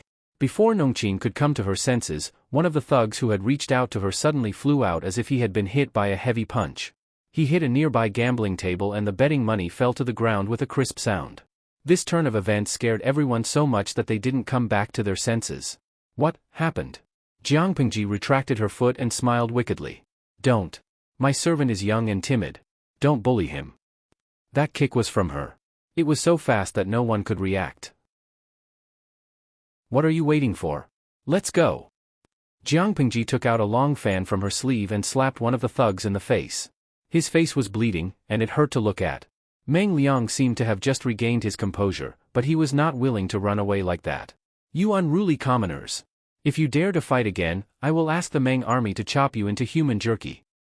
Everyone was confused by Jiang Pingji's sudden attack, but Meng Liang, their stupid teammate, kept provoking their anger. They were so angry that they couldn't care less if the three were the sons of the gentry. They just wanted to lock them up and talk about their next course of action. Jiang Pingji was at ease. Even though Nongqin was dragging her down, she could still walk as if she was taking a stroll in the park. However, due to her costume, she could not move her lower body too much. She had to rely on the strength of her hands. Jiang Pingji, who had undergone special training, knew the structure of the human body better than she did. She could easily dislocate the joints of the opponents. The gamblers on the first floor saw that something was wrong. They immediately stuffed the betting money into their pockets and planned to sneak away while the situation was still chaotic. The other gamblers had the same idea, and the scene became even more chaotic. Jiang Pingji protected Nongqin, but she was not as nice to Meng Liang. Meng Liang was so frightened by the scene that he came back to his senses. His cheeks were pale, and he looked like a mess. Chapter 162. She said, "This won't do. I'm afraid none of us will be able to escape. I'll distract some of them. Take care, cousin." Meng Liang was furious as he ran. "I think you're using me as bait, aren't you?" Jiang Pingji smiled and said, "Cousin Meng Liang has been stupid for so long. I didn't expect him to be smart for once before he died." What? Meng Liang was shocked. The three of them had run into a dark alley, and there was a pungent smell in the air. Just as he realized something was wrong, Jiang Pingji raised her hand and hit the back of his neck. Along with the pain, Meng Liang's vision was instantly shrouded in darkness. His consciousness quickly became hazy. Before he completely lost consciousness, he vaguely felt a sharp pain in his throat. His body involuntarily twitched twice. Nongqin was shocked speechless, but the person who hit him did not seem to be scared. "Lang Jun, don't worry about him." Nongqin saw Jiang Pingji throw the unconscious Meng Liang on the ground like a piece of trash, and she was at a loss of what to do. Even though she did not like Meng Liang, he was still an important guest. If anything happened to him, there would be trouble. Who cares? Let's just run. Hold on to the gold in your arms. 10% of it will be your betrothal gift for your future husband. What? Nongqin was confused. Jiang Pingji smiled indifferently. She was annoyed that Nongqin was running too slowly, so she simply grabbed her hand and carried her up. Nongqin was screaming in surprise. Jiang Pingji put one hand on her shoulder and the other on her calf. Even though Nongqin was not fat, she still weighed more than 90 kilograms. She leaped onto the wall of the alley, and with a few leaps, Jiang Pingji jumped into the deep alley nearby. Done. Jiang Pingji put down Nongqin, who was still in a daze. There was a hint of laughter in her voice, as if she had let go of all the pent-up frustration in her heart. She had planned to tease Meng Liang a little longer, but now? She changed her mind at the last minute. When Nongqin landed on the ground, she finally recovered from the dizzy state. She tilted her head and took a closer look. She could faintly see the outline of her Longjuan's face in the dark. He had run for a long distance with her in his arms, but his forehead was still fresh and his breathing was steady. Nongqin felt a little ashamed in her heart. She had been doing rough work since she was a child. She could eat a lot and was strong, but she could not compare with her pampered Lang Jun. Lang Jun, will Madame blame you for leaving Miss Biao behind? If he spouts any nonsense, the gamblers will come to the Lu mansion. Then? Nongqin's face turned pale. Jiang Pingji snorted coldly. Isn't our Lady Biao by my side? As for whether or not Meng Liang will talk nonsense, haha. Don't worry, he can't speak or write for the time being. Be a good boy and wait at the gambling house. She had many tricks up her sleeves. She could temporarily paralyze a person's arm or make them unable to speak or write. It was very simple. How could Meng Liang compete with her? She could toy with that brat to death even with her eyes closed. Right by her side? Nongqin could not help but look around. There were only the two of them. Where was the third person? Was there a third person? Suddenly, she felt the air around her was a little cold. A creepy feeling rushed from the soles of her feet to her brain. Let's go buy some women's clothing. You can wear it and temporarily play the role of Lady Biao, Jiang Pingji said. Nongqin finally realized what Jiang Pingji meant. She wanted her to pretend to be Lady Biao? But won't my identity be exposed? Many people have already seen the appearance of young Miss Cousin. Nongqin felt it was tricky, but it was her Longjuan's request. She had to comply. However, it seemed that even the heavens were against Jiang Pingji. Just when she felt a little better, the system beeped. System, beginning self-examination. Scanning mission. Beep. Scan successful. Mission established. Meng Liang, son of Meng Zhan, chief of Meng County in Song Prefecture, is in danger. Please save him in 2 hours. When the mission is completed, the host will receive the reward of Willow's slender waist. If the mission fails, the host will receive a level 5 electric shock as punishment. Jiang Pingji's face froze, and then a bloodthirsty smile appeared on her face. System, are you asking for a beating? The system explained frantically, its voice sounding panicked and helpless. No, host. Listen to me. After the real-time mission is loaded, it will be automatically assigned to the host based on what you encounter. It will be automatically assigned. But you have to believe that completing the mission will only benefit you. This is carefully calculated, and it will not harm the host's interests. I've looked at the back-end data. Killing Meng Liang will cause you great losses. What are you talking about? If you can understand me, then shut up. Jiang Pingji was furious. She was already annoyed by the system, and now she felt even more disgusted. The system lost its temper when Jiang Pingji yelled at it. Host, although I am your system, I hope you can respect me. We need to support each other, not drag each other down. The calculation of the human brain will never be as good as the optical computer system. After analysis, we concluded that saving Meng Liang is the best choice. Jiang Pingji snorted. I said, shut up. The system was frustrated by her stubbornness, but there was nothing it could do. If you don't carry out the mission, you will receive a 2-hour countdown. When the time is up, you will automatically fail the mission. Do you understand? If you fail the mission, you will be punished with a level 5 electric shock. That will cost you your life. Then I'll just die. Jiang Pingji's words pushed back the system's attempts to dissuade her. At that moment, Meng Liang, who had fainted on the ground, was captured and tied up. Have you found the other two?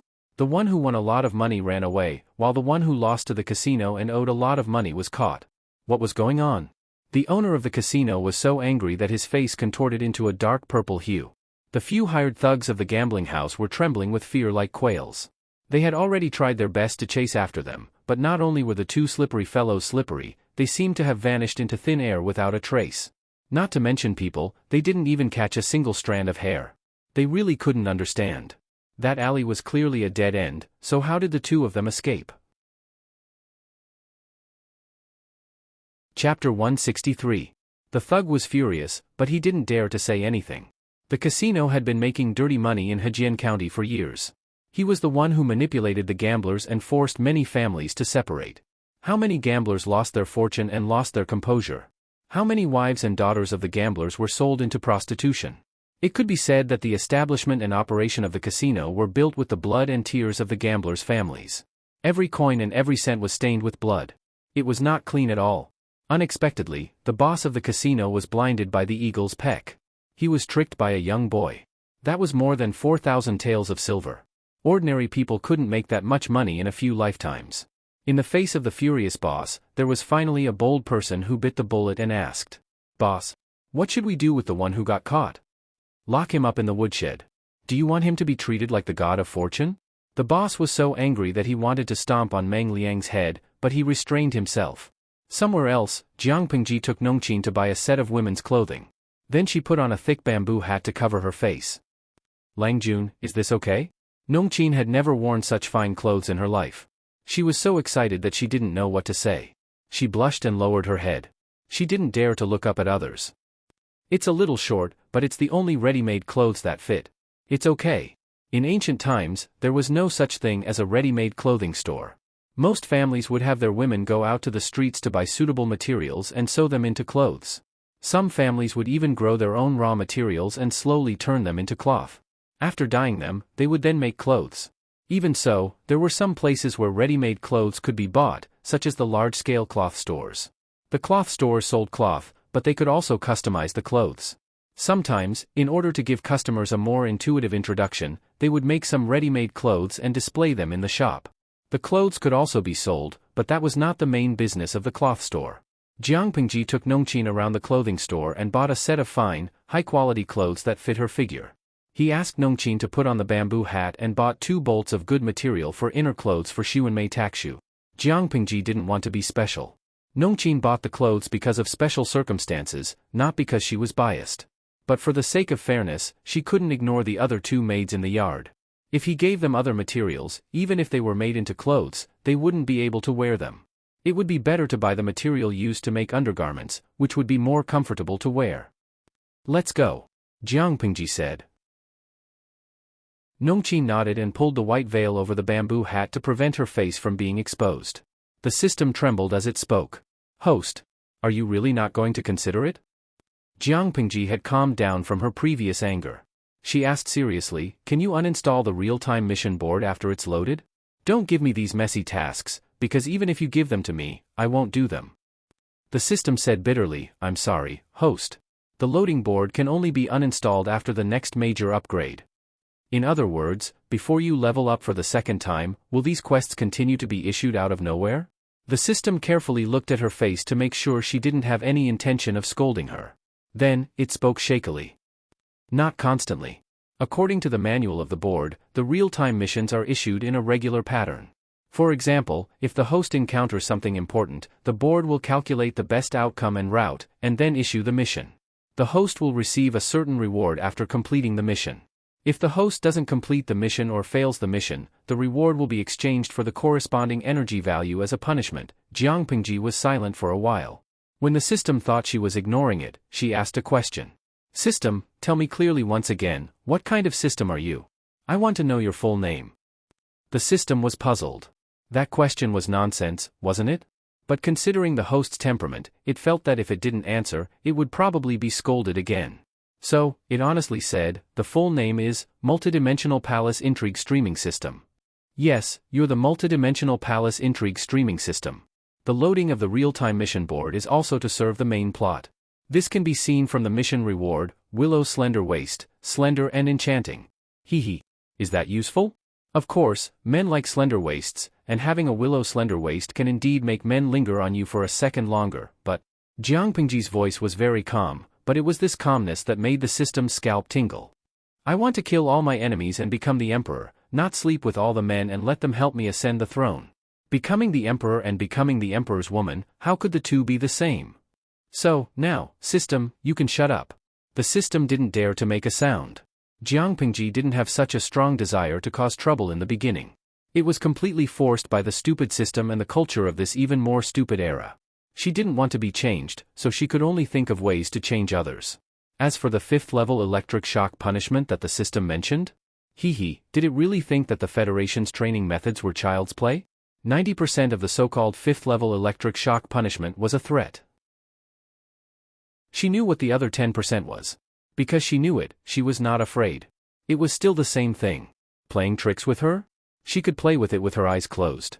Intelligence was a real weakness, and it couldn't be changed by leveling up. But a 5th level electric shock punishment? Jiang Pingji's eyes flickered, and the corners of her lips curled up. This was a good opportunity. There were many training courses for genetic warriors, but the core of it was to stimulate the muscles with external force. The system's punishment couldn't really use electricity. After all, the human body was different. It was most likely to use some kind of energy to stimulate the nerves and muscles of the body to achieve the same punishment as a 5th level electric shock. If that was the case, it would be a good training opportunity. Jiang Pingji brought Nongqin back to the Luz and sent her to the outer courtyard where Meng Liang lived.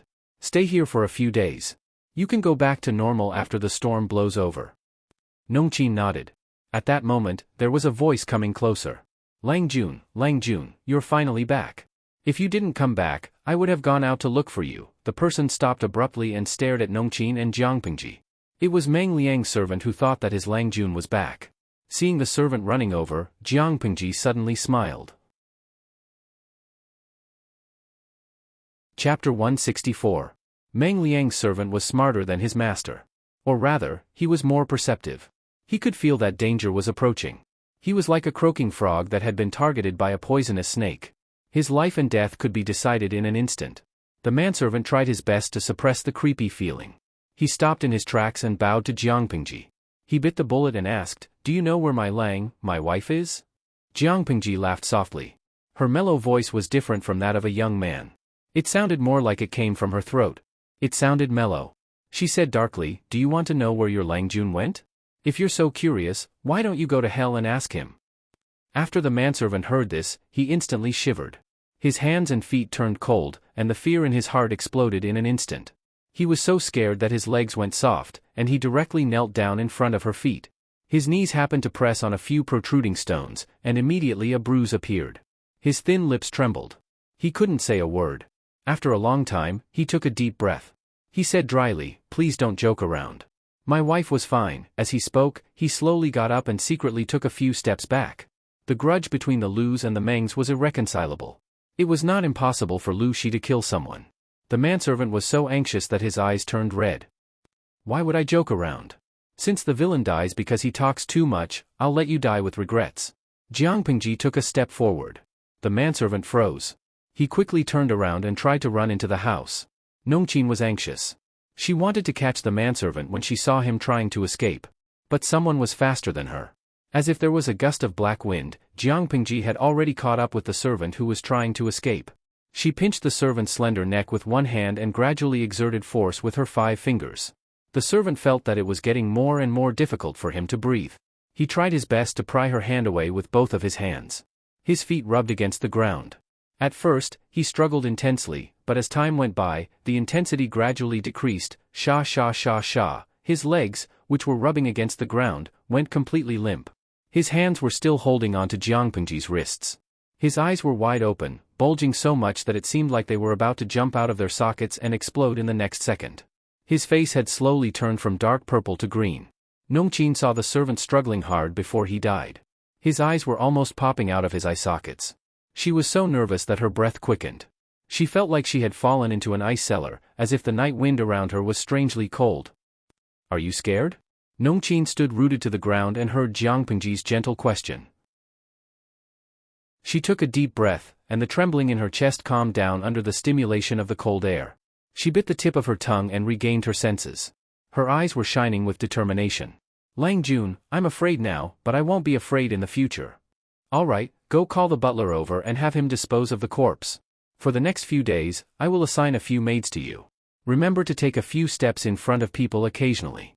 Miss Biao, who came to the Lus 2 days ago, has never stepped out of this yard. Do you understand?" Nongqin nodded hard, as if she was trying to overcome the spreading fear in her heart. She thought the butler would panic when he saw the corpse, but she didn't expect him to be so calm. "His neck is twisted like this. How much strength did he use to hurt him?" The old butler guessed something from Nongqin's vague and mysterious description, so he came over with 2 confidants. With the light from the match, he saw the servant's completely twisted and sunken neck. He clicked his tongue. Nongqin was nervous. "Butler, this. Langjun heard a strange noise when he sent me here. I came over and saw this corpse. I don't know who did it.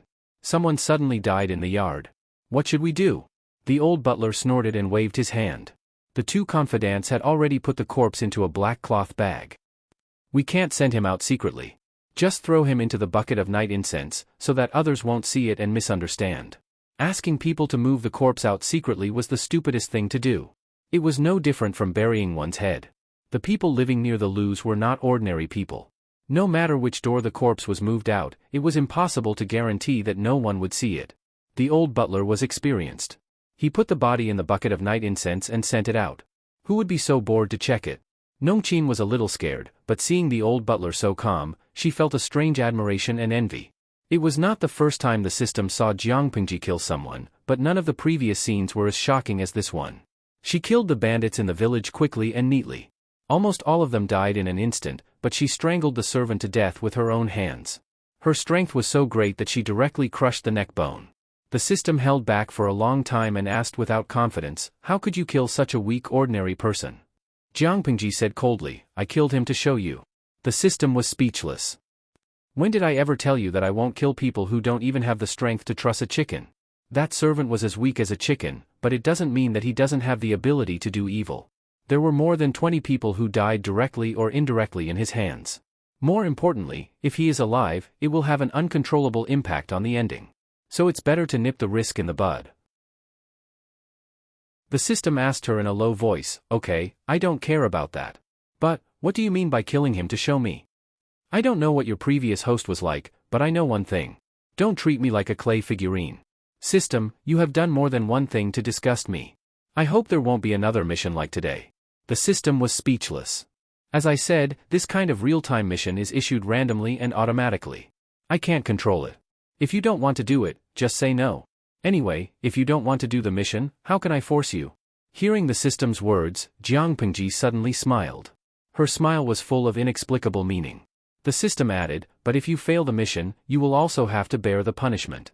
Don't blame me for not reminding you if you can't bear it."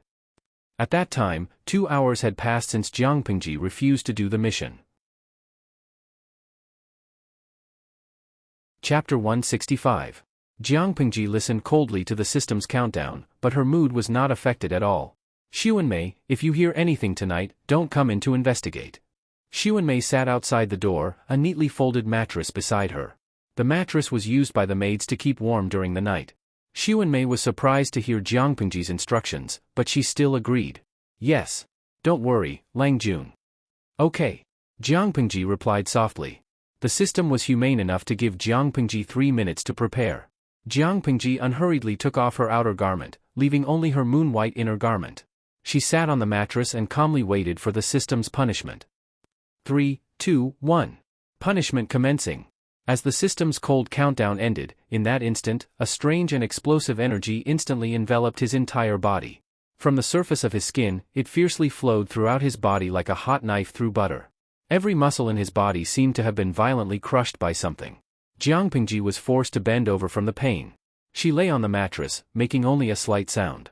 As the explosive energy spread, her heart beat at an unimaginable speed, as if it was about to jump out of her throat. Her blood flowed faster, and hot sweat flowed out of her pores. In less than 2 or 3 breaths, the place where she was lying actually became damp. The sweat on her back and shoulder blades had already soaked her clothes, and the excess sweat slid down her skin and dripped onto the bed. To be honest, the system's punishment was not on the same level as Jiang Pengji's previous training. In terms of cruelty, the system's punishment was at the most ordinary level, while the Federation's training was at the hellish level. Comparing the two, Jiang Pengji would rather go through the Federation's training once more. She had been careless and overestimated herself. She had forgotten that this body belonged to an ancient woman. Without any specific training, the ancient woman's performance in all aspects could only be described as low, let alone compared to her previous self. Lu Lanting's body would collapse under the same pain, but Jiang Pengji's previous body would not be affected. Even though Lu Lanting's body had an additional 31 points of fusion force, it was only enough to upgrade the body from a weakling to a burly man. In the end, it was still a normal person. In terms of numbers, it was not even comparable to a genetic warrior. Under such circumstances, Jiang Pengji was faced with a very awkward situation. His spirit and will were strong enough, but his body had already reached the limit of collapse.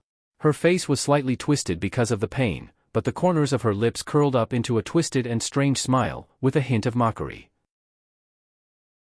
Although she didn't know how the system graded the pain of the electric shock, after experiencing it herself, she was very clear about one thing: the so-called level 5 electric shock just happened to be the limit of this body's endurance. If it was just a little bit heavier, the body would collapse first and die. From the start of the punishment, the system had entered a state of indifference as a bystander, coldly watching as she accepted the punishment, waiting for her to give in and beg for mercy. Wasn't it good for the system and the host to mutually benefit each other? Why was he so violent and uncooperative? Wasn't this harming the interests of both parties? As a system, it was very certain of Jiang Pengji's ability. If it ignored her bad temper, it could not find any fault with her. For a system, especially one that had a clear purpose to nurture, a stupid host was indeed easy to control, but it was also tiring to bring them along. Not only did he have to be a father and a mother, he had to calculate every step for them, just like a nanny or a wet nurse. Therefore, basically every system yearned to meet a host that was smart, motivated, and easy to control. However, Jiang Pengji did not fall into either category. She was smart and motivated, but her only fatal flaw was that she had a strong sense of self and would not allow herself to be controlled by others. A host that refused to follow the system's orders was more annoying than those who were too lazy to use their brains. At that moment, Lu Lanting's body was already on the verge of collapse. If not for Jiang Pingji's strong will, it would have been useless. She secretly told herself, "Hang in there, Jiang Pingji." The genetic warrior training method developed by the Federation essentially used external forces to stimulate the activity of muscle cells. Although this strange energy had caused her to suffer greatly, after she had endured it, the benefits would be huge. The system would not let her die. If she did, the system would suffer a great loss. However, not letting her die and not letting her suffer were two completely different concepts. She knew very well that the system was using this punishment as a warning. If she did not want to suffer anymore, she had to complete the system's mission obediently. That was unfortunate. Jiang Pingji was a tough bone that no one could bite. Who would dare to bite?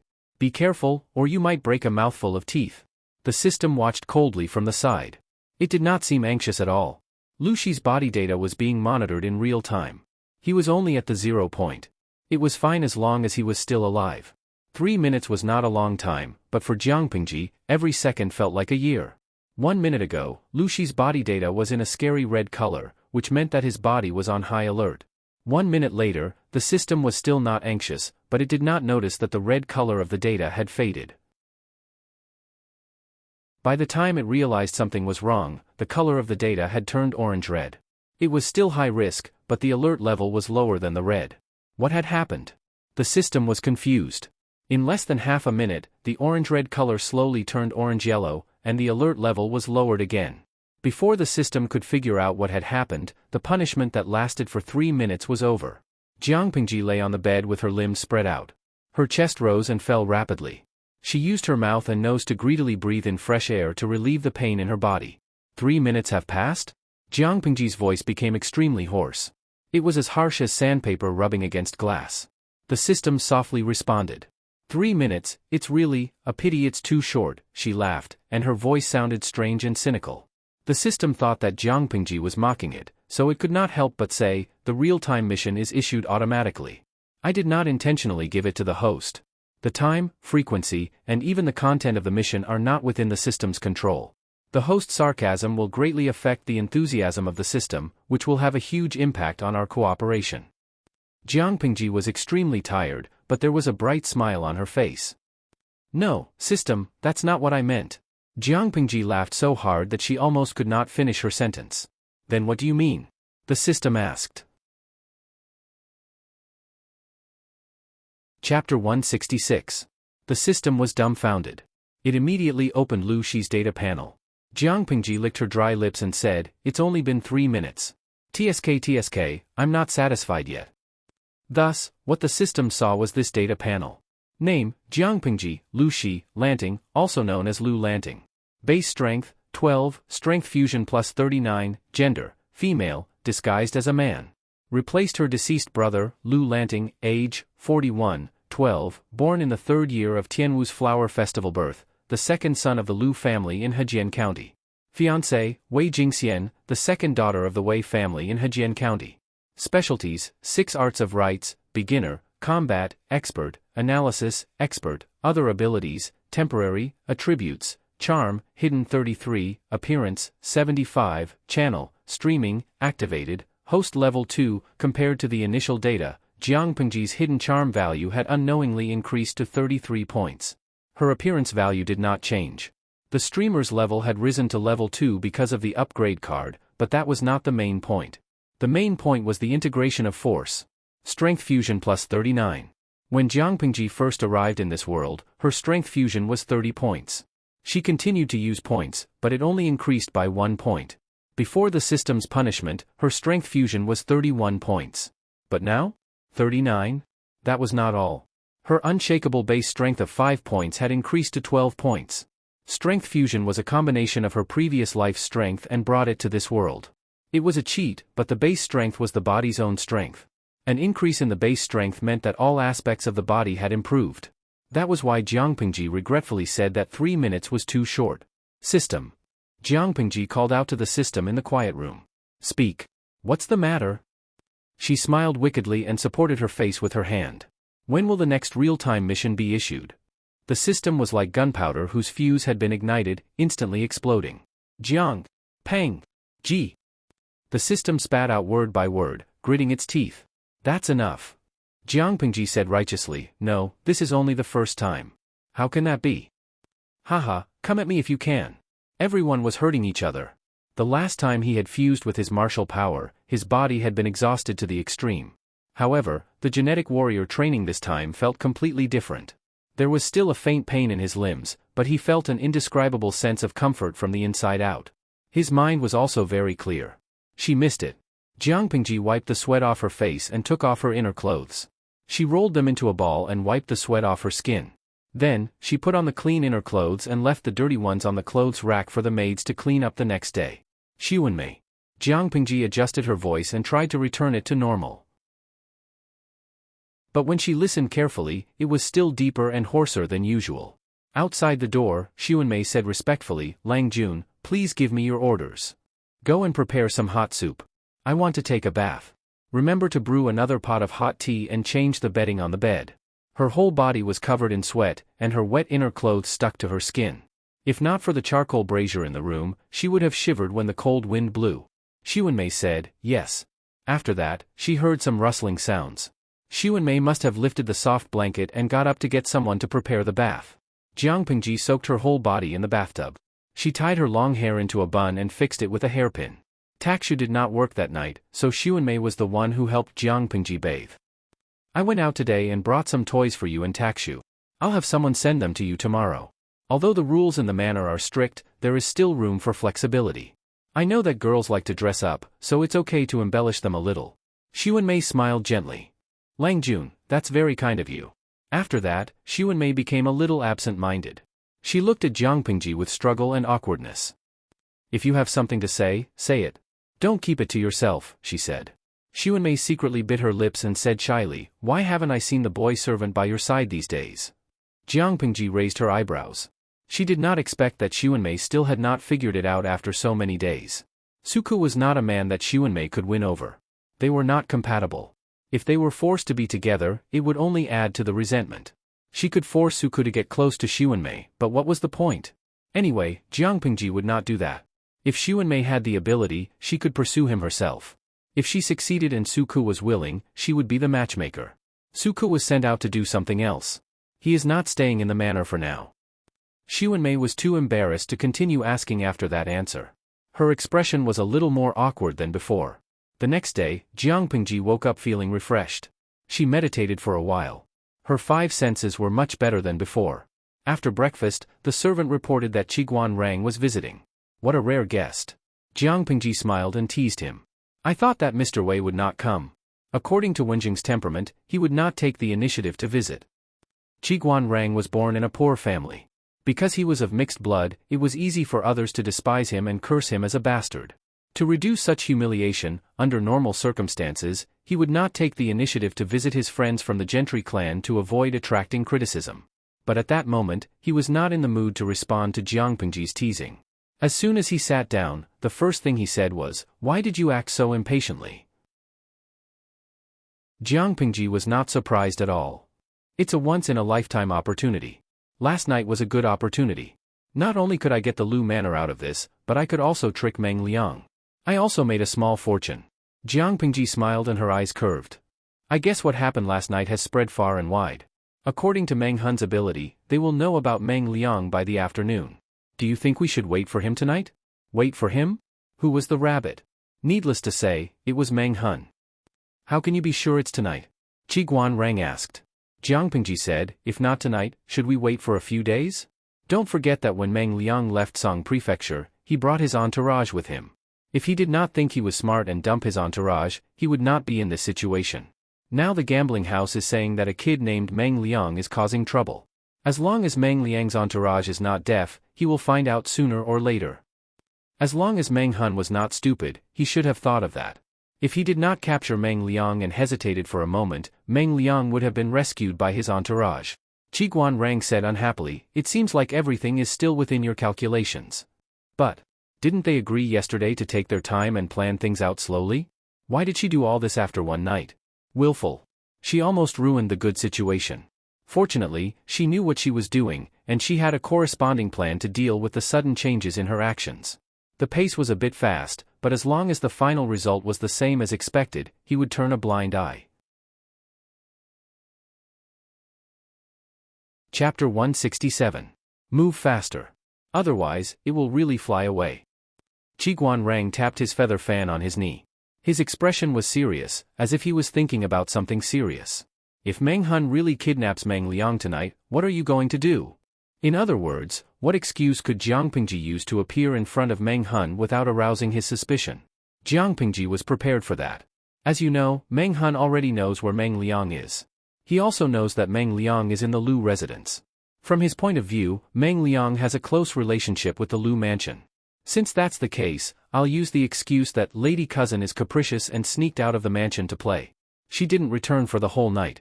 The Lu mansion was anxious and sent people out to look for her. Coincidentally, they bumped into Meng Hun's group. Isn't that good? Using rescuing Meng Liang as an excuse, he would secretly help Meng Hun take Meng Liang away without arousing the slightest suspicion. After hearing this, Qiguan Rang's thin lips, which had always been tightly pursed, could not help but twitch. As shameless as he was, sometimes he had to admire Jiang Pingji, who was even more shameless and proud of it.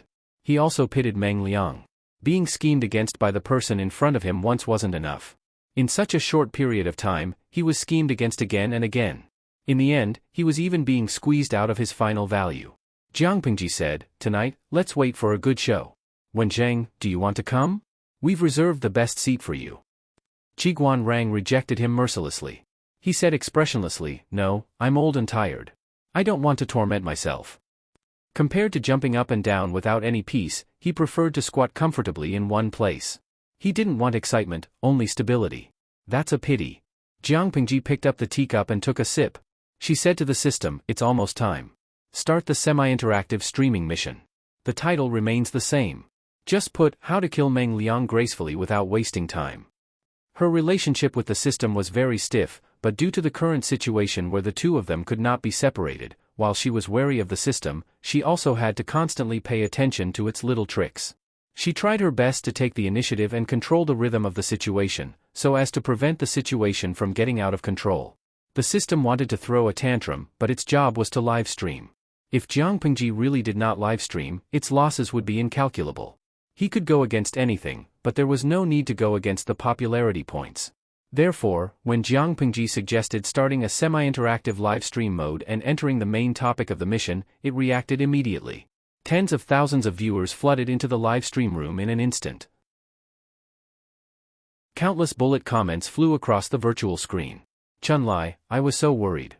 I waited for a long time yesterday, but the host didn't start her live stream. I thought she wouldn't do it again. Ian, I'm also worried +1. This is the first time I've heard about this live stream room. Yesterday, I came to watch the live stream after being recommended by my roommate, but I found that the live stream room wasn't open at all. I thought something had happened to the host and she couldn't start the live stream. Dashu Xiaobing, although I'm quite worried, considering the uniqueness of the host's live broadcast room, it's good enough that she can broadcast live. I really can't expect to broadcast live every day. Maybe the host encountered something and couldn't attend to the live broadcast." Some people expressed their worries, and a small group of new viewers greeted them. The rest of the viewers were shocked by the title hanging in the live broadcast room. How to Kill Meng Liang Gracefully Without Wasting Time. There was a limit to the number of people in the live broadcast room, and there were many people queuing up to watch the live broadcast, so not everyone could keep up with the progress of the live broadcast. Who was Meng Liang? Many people were confused. Little fairy, who is this Meng Liang? Why did the host broadcast him to death? What kind of atrocious things did he do? Fengqi Tianlan, isn't this room supposed to broadcast palace intrigue? Why did it become a place to broadcast the trial of a criminal? If that's the case, it feels like I'm watching all kinds of novels about trials. How does the host plan to sentence him? Isn't it bloody? There were many new viewers who didn't know what was going on, but there were also many old viewers who had been paying attention to the live broadcast room and knew about Meng Liang. In response to the questions from the new viewers, they briefly explained Meng Liang's background and what he had done. For a moment, many sympathetic viewers said that the scumbag deserved to die. Of course, there were always people who liked to disagree. Librarian Auntie, even if Meng Liang did something wrong, the host doesn't have the right to kill him, does she? He broke the law, and as long as these things get out, he'll definitely be punished by the law. The host's behavior is so barbaric, and it's a double standard. There were a few similar comments, and they all said that Jiang Pingji was a busybody. She wasn't serving tea, so why did she have to extend her hand so far? Jiang Pingji chose to ignore these comments. She didn't have the slightest intention to explain or refute them. It wasn't that she couldn't argue with them, but she didn't want to waste her breath on such low IQ people. When did she say that she was a good person? When did she say that she was a good person who upheld justice? Upholding justice was a matter of the law. What did it have to do with her? She killed Meng Liang simply because she didn't like Meng Liang. That brat had blocked her way and crossed her bottom line. Essentially, she was only doing it for her own benefit. Getting rid of a scumbag for the people was just a side benefit. In today's era, even if Meng Liang had done something even more outrageous, as long as the Meng family could bear the blame, no one could easily punish Meng Liang, let alone take his life. Even if Meng Liang had done something even worse, no one could easily punish him, let alone take his life. In an era where the law was unclear, the social classes were clearly defined, and the people were ignorant, the law was bullshit. Zhenjun de Jiangshan Ruhua, the streamer has no morals.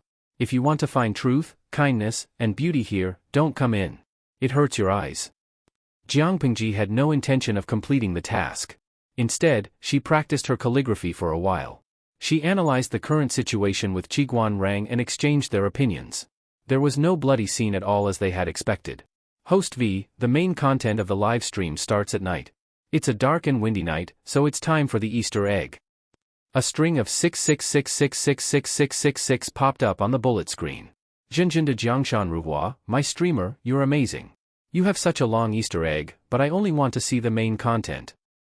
Ian, read the main content plus 1 Chun Lai, read the main content plus 2. No matter how many people asked for the main content, Jiang Pingji remained unmoved. In the blink of an eye, night fell. Jiang Pingji temporarily turned off the live stream and changed into a black outfit that was convenient for her to move around at night. She raised her hand and pulled the black mask over her face, covering most of her face. County Chief, do you think the news is true? Didn't you say that the bastard was hiding in the loos? The person who spoke was trembling, afraid that it was a trap for them. After all, Meng Liang had been crazy for a long time.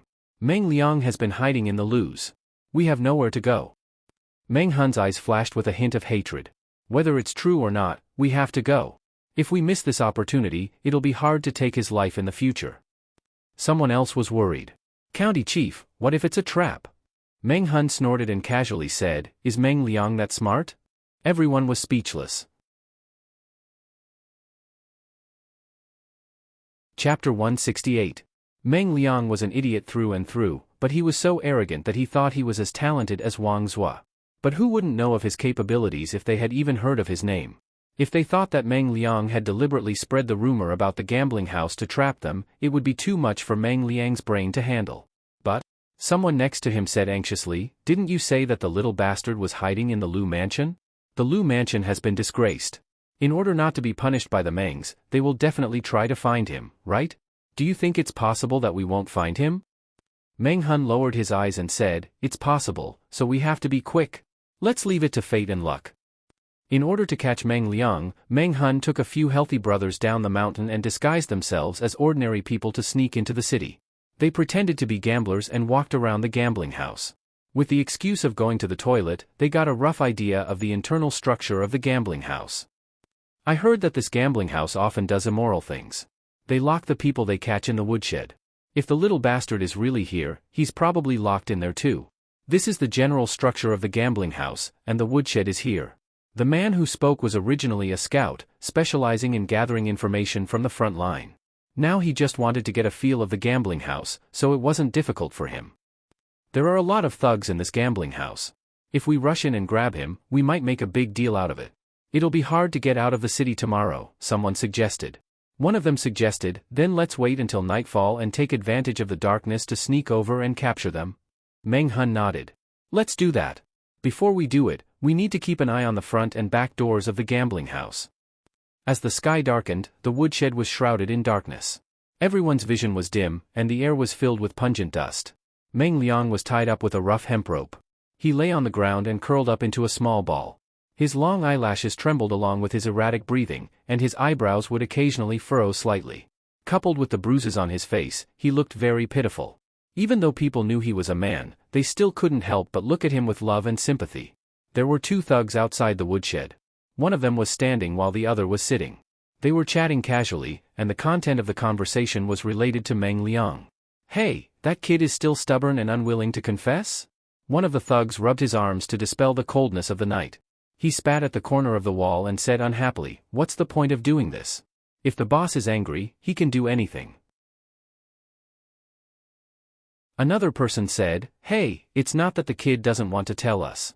It was clear that there was something wrong with his throat. He couldn't use his hands and couldn't write.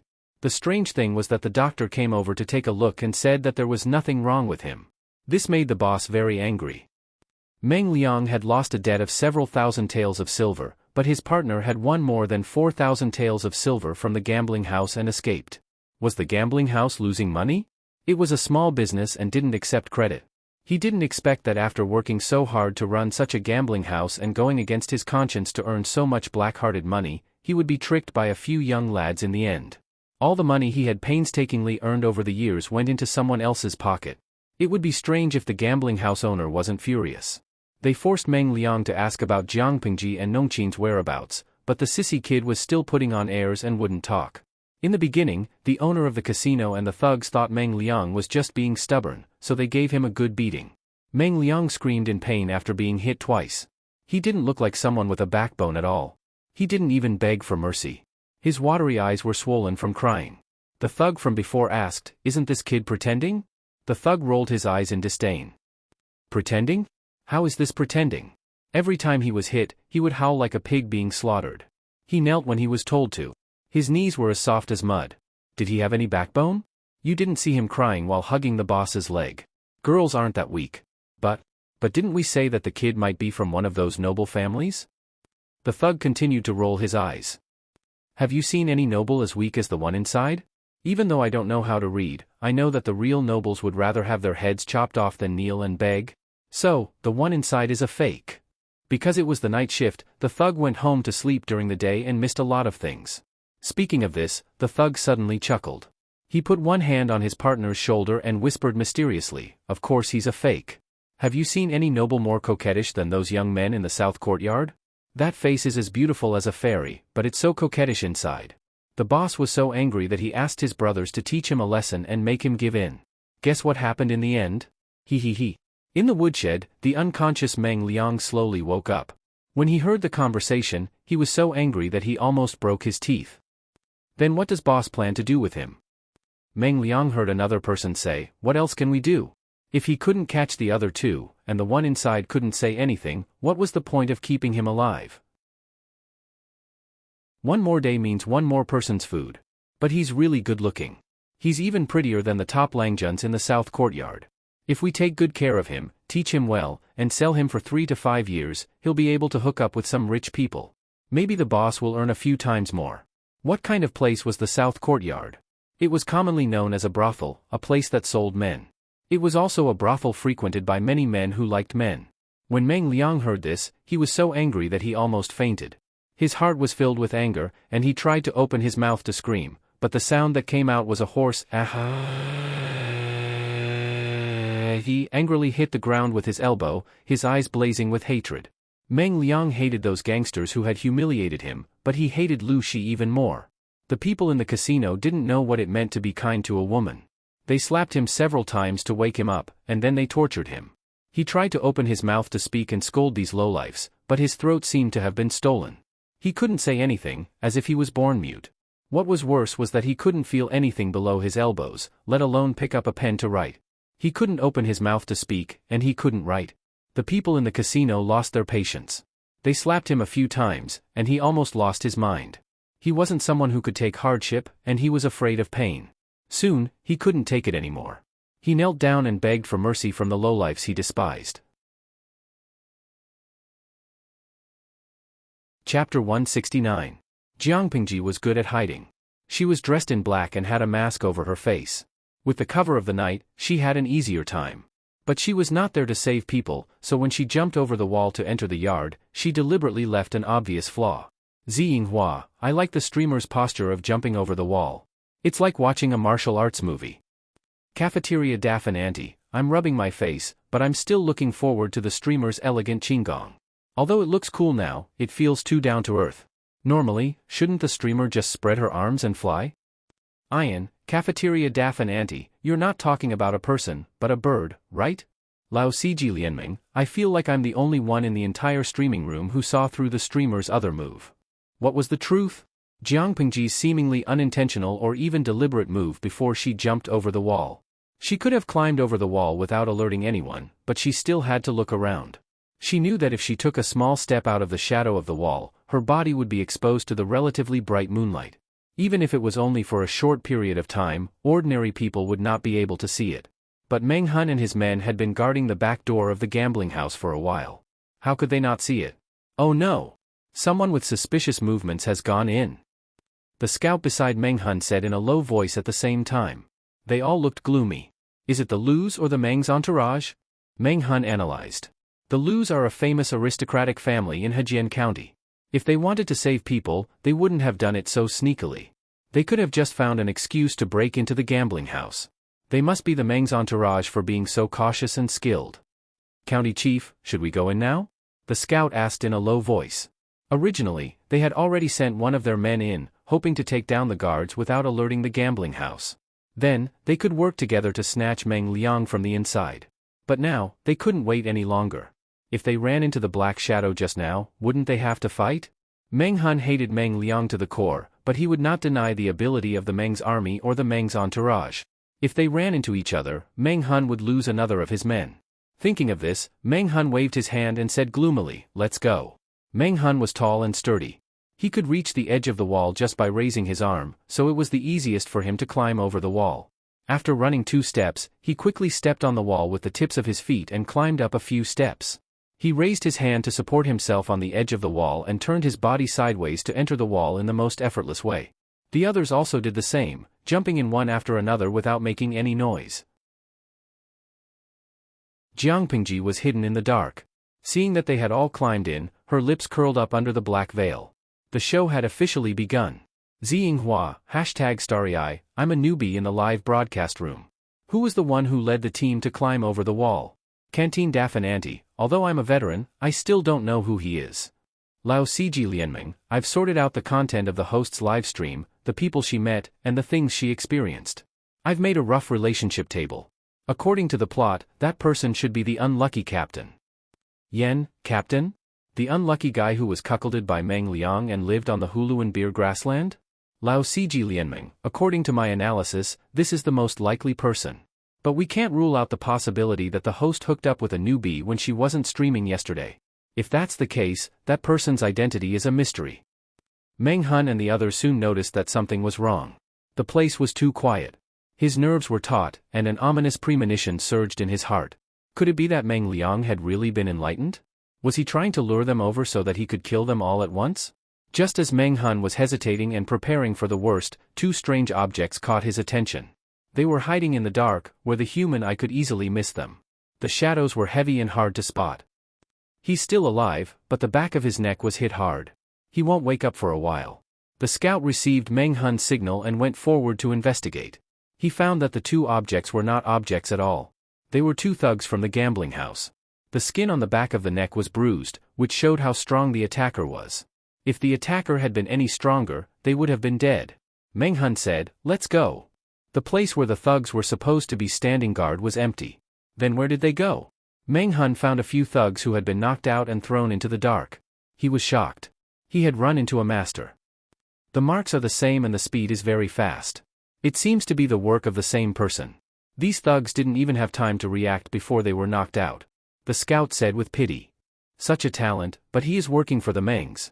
If it was the Mengs in the Xia dynasty during the reign of Duke Meng, it would be worthy of admiration. But the Mengs now? His loyalty was all for a dog. The county captain was willing to sacrifice his life for the Mengs, but how did the Mengs repay him? They allowed Meng Liang, the bastard, to kill the county captain's wife and daughter. Meng Zhan, the bastard who gave birth to Meng Liang, was not human either. As a father, his son had made a huge mistake. Instead of thinking about how to teach him a lesson, he tried to cover up the fact that the county captain's wife and daughter were killed. If Meng Liang hadn't spilled the beans, the county captain would still be in the dark. That's enough. Meng Hun wasn't a foolishly loyal person, but he didn't like to belittle his old boss. There was only a wall between them. Jiang Pingji sat on the eaves and overheard their conversation. Her eyes flickered slightly. Under the eaves, the thugs guarding the woodshed were yawning. They looked very tired. One of them patted the shoulder of one of them and mumbled, "Keep an eye on them for me. I'm going to take a nap." "Don't worry. Not many people come here. If the boss comes to check on us, I'll call you." The gambling house had some prestige in the vicinity. Normal hooligans did not dare to cause trouble there.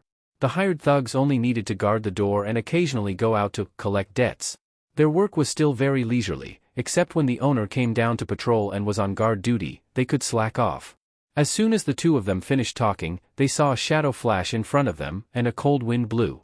One of them raised his hand and rubbed his arm, shivering as he said, Did you see anything just now?"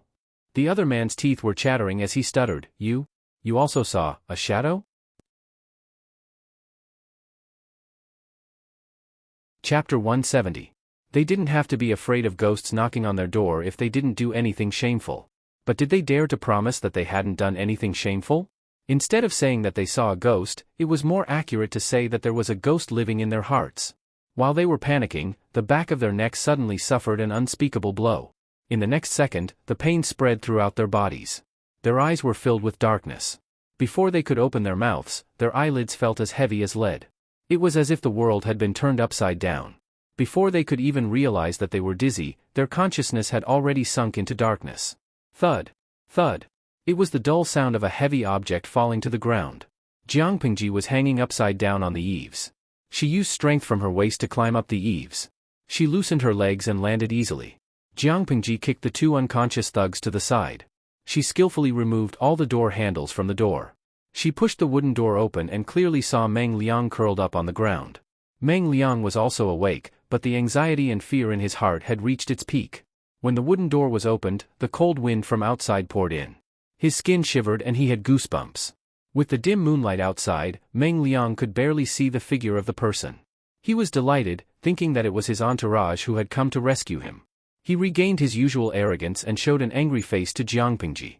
Although he could only make vague "ah" sounds, it was obvious from his angry tone that the words he wanted to say were not pleasant to the ear.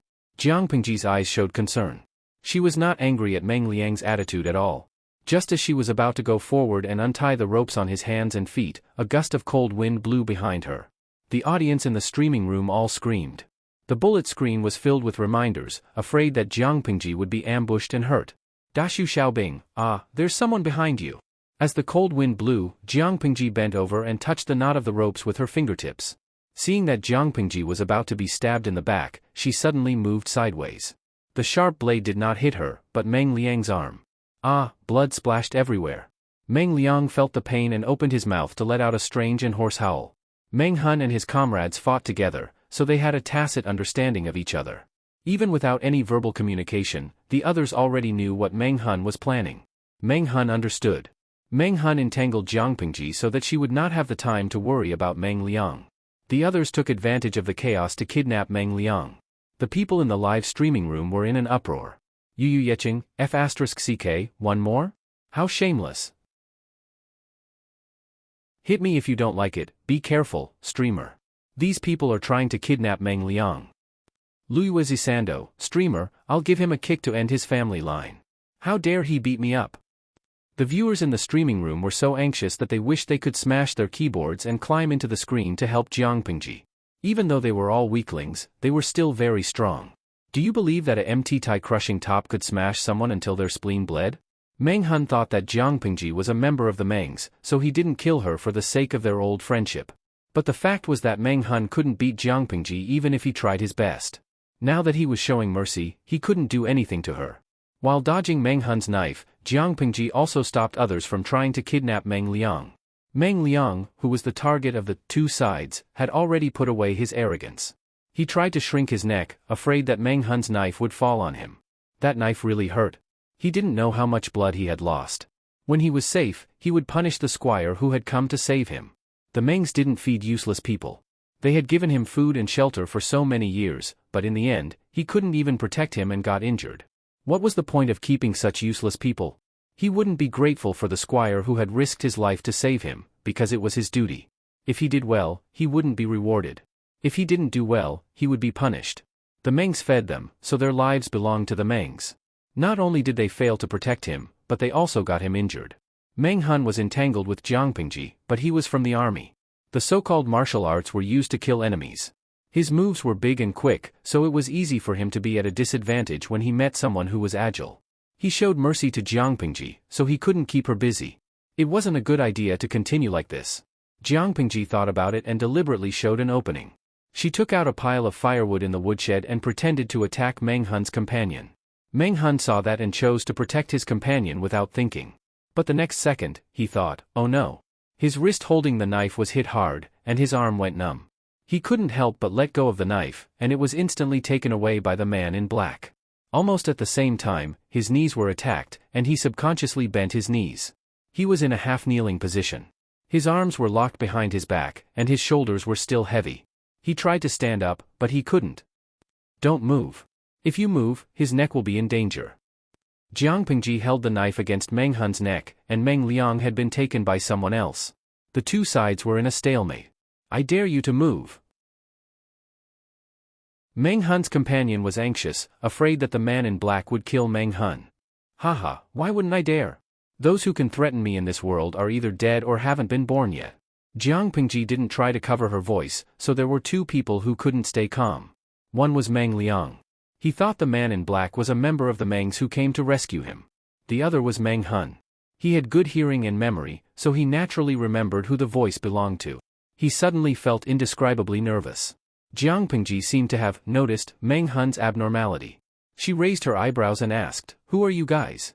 Meng Hun deliberately lowered his voice and said to his companion, "Don't worry about me. Kill that bastard." "How can I do that?" "I can't do that." Meng Hun could be ruthless, but for these people, the lives of thousands of Meng Liang were worth less than a toe of Meng Hun's. The two sides were in a stalemate. Jiang Pingji had to helplessly shake her head. She restrained Meng Hun and tried to communicate with them. "I don't know why you guys are so determined to take my cousin's life. She is just a girl who rarely leaves her house. How could she make you guys hate her so much? Please think twice. If it's a misunderstanding, I will apologize for my cousin." "She?" Meng Hun's eyes darkened. This young man with extraordinary skills was indeed Lu Shi, the Lang Jun from that day. He asked, "This is a man. How could he be your cousin?" Chapter 171. Meng Hun and even Meng Liang were dumbfounded, not to mention the audience in the live broadcast room. Did he say that? Meng Liang did say that, but not to Jiang Pingji. He said it to his second wife, Gu Zhen. Jiang Pingji didn't care who she said it to. She said it anyway, and it wasn't considered a lie. Meng Hun did not suspect that Jiang Pingji was making things up. Instead, he was sure that Meng Liang was telling lies. He laughed so hard that he forgot to hide his voice. "You are a living Buddha. How could you be blinded by such a villain?" Jiang Pingji suddenly remembered something when she heard the familiar voice. She turned Meng Hun's face to take a closer look. Then she showed an angry expression. She asked in a low voice, "How could it be you?" Meng Hun did not answer. Instead, he asked, "How did this bastard frame me? Why would I want to frame him? And what would I use to frame Meng Liang? Wasn't this bastard responsible for the death of my wife and daughter? How dare he lie to me?" Jiang Pingji looked at Meng Liang coldly and then at Meng Hun, who was full of hatred. She was hesitant. At this moment, a series of footsteps came from outside. Everyone in the woodshed tensed up. Jiang Pingji had no choice but to take a deep breath and say in a stiff voice, "We can't stay here for long. Let's go somewhere else." Even so, she did not let go of the knife that was pointed at Meng Hun's neck. Meng Hun's subordinates did not dare to act rashly. Meng Liang's brain was not good, but his intuition was not bad. Whether it was Meng Hun on the left, who had killed his wife and daughter, or Lu Shi on the right, who had deliberately set him up and humiliated him in the gambling house, both of them were black-hearted and had no good intentions towards him. Unfortunately, he could not speak or write. Otherwise, he would have seen through Lu Shi's disguise. "It's safe here. No one will come to disturb us for the time being. Now you have enough time to tell me the truth. I hate lies and betrayals." Her voice was cold as she said to Meng Hun, "Previously, I thought you were a desperate refugee who had to leave your homeland. Now that I think about it, it was just a trick you set up to get close to me and extract information, right?" Jiang Pingji hadn't streamed yesterday, so the viewers in the streaming room didn't know how good her acting skills were. They comforted her one after another. "Ian, host, don't cry. Don't be sad. This stinky man is too cunning. Cafeteria Daffin Auntie, poor streamer. She's been cheated. I feel like I've been F***ed. Sai, don't feel bad. Xian, yeah, don't feel bad. We will support you. Let this person go to hell. Apart from the naive audience and the newbies who didn't understand the situation, there was another group of people who had a different attitude. Lao Ciji Lianming, I'll bet one spicy stick that the streamer is cheating us. Nongfu Shanquan Yudiangshuan, life is like a drama. It all depends on acting skills. After the last time, I no longer believe in the host's integrity. The audience in the live broadcast room was impressed. One by one, they scratched their ears and cheeks. Some of them had seen through the truth, but most of them still sympathized with the streamer. Jiang Pingji accepted the sympathy generously, but she still had to show off her acting skills. Meng Hun pursed his lips and cupped his hands at her. It's my fault. I wasn't honest with you. But this matter concerns the lives of my comrades, so I have to hide it. It doesn't matter if I die, but I'm afraid I won't be able to kill the enemy. Jiang Pingji loosened her grip on Meng Hun's neck. Meng Hun felt it and sighed in his heart. Lu Shi's Langjun was good at martial arts, but he was kind and soft-hearted. It was too easy for him to be taken advantage of. Jiang Pingji didn't seem to notice the change in Meng Hun's expression. She asked sternly, "You said my cousin." "No, my cousin was deceiving me." "What's going on? Didn't you cause the war in Meng County in Song Prefecture?" "The war spread and many people suffered because of it." Meng Hun felt a pain in his heart. Jiang Pingji had evoked the worst memory in his heart. He didn't think too much at that time because he wanted to avenge his wife and daughter. He brought his brothers to rebel against the Mengs and burned down the county governor's manor. But he didn't expect the Mengs to be so short-sighted that they used the Mengs' army just to catch them. Meng Liang's evil deeds and the Mengs' exploitation of the common people had already caused a lot of resentment among the people. The Mengs' army exploited the merchants and the common people in the name of searching for Meng Hun and the others. It was called a search, but it was actually to loot the property of the innocent people and take their wives and daughters. The Meng's army was no longer a famous and courageous army in the Xia dynasty. They were just a bunch of ruffians. Meng Hun rebelled against the Mengs. That was the fuse, but the real cause of the chaos in Meng County was the Meng's army itself. But no matter what, the cause was Meng Hun. His lips trembled. "Although I don't know what kind of flowery words this bastard used to deceive you, I'm not a treacherous person. I've never done anything wrong to the Mengs, nor have I done anything wrong to the people of Meng County." Jiang Pingji's eyes wandered between Meng Liang and Meng Hun. Her eyes flickered as if she was thinking about whether their words were true or not. The others had heard about Jiang Pingji from Meng Hun, so they had a good impression of her. They did not act rashly. Jiang Pingji said, "If that's the case, why don't you tell me the truth from the beginning?" Meng Hun secretly heaved a sigh of relief. He knew that there was still room for negotiation. Not only was the young Langjun in front of him kind, but he could also tell right from wrong. "I'll have to start from a few months ago." Meng Hun took a deep breath and tried to calm himself down. Otherwise, he was afraid that he would strangle Meng Liang. He had his own plans. Meng Liang, that bastard, had to die.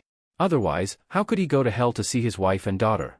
After Meng Liang's death, Lu Shi could take his head to the Mengs and ask for an explanation. That way, the Mengs would owe him a favor. At the same time, he also hoped that Jiang Pingji could help his brother out for the sake of this. He did not care if he died, but he could not let his brothers die in vain. With that in mind, Meng Hun could barely calm down and tell the whole story. Although Meng Hun tried his best to calm down, his eyes were still red and tears were about to fall. The audience in the streaming room did not praise Meng Liang anymore. They all felt sorry for Meng Hun.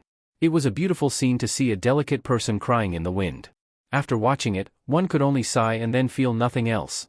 But Meng Hun was a 7-foot-tall man. His eyes were red because he was talking about something sad.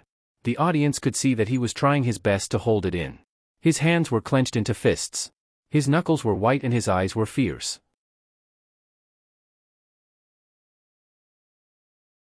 Chapter 172.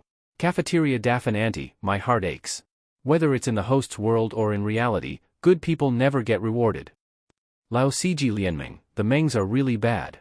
How could a loyal man like him be forced into such a corner? But I still have to say that he's a brave man.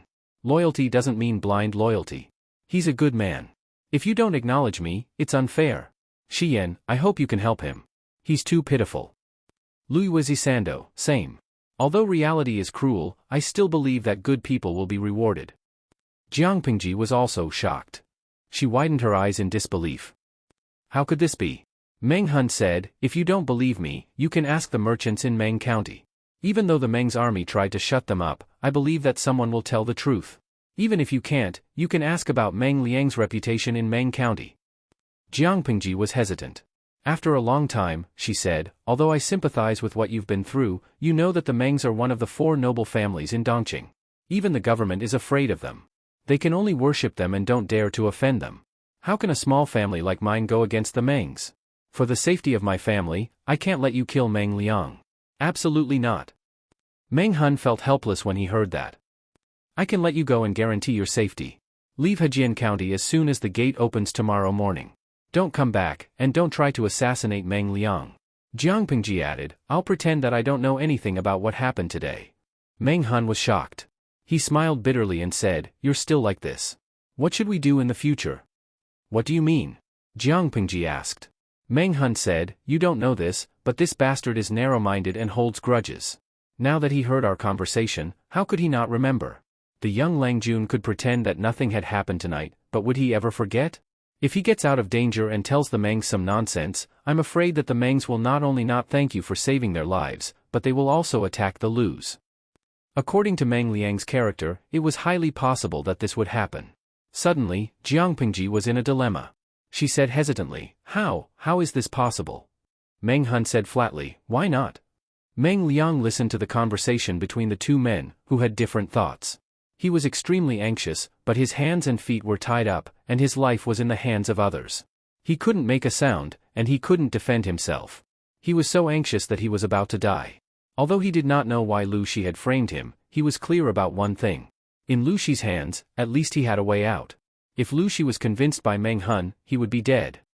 Behave yourself, or I'll pinch you to death. One of Meng Hun's henchmen kicked Meng Liang's thigh, and Meng Liang almost exploded as if someone had stepped on his tail. I'm afraid you don't know that the Meng family of Cangzhou and the Lu family of Hejian used to have a grudge against each other. It's just that County Chief Lu, who is also Long Juan's father, has been cautious and tough all these years. That's why the Mengs didn't punish him. Meng Hun couldn't care less.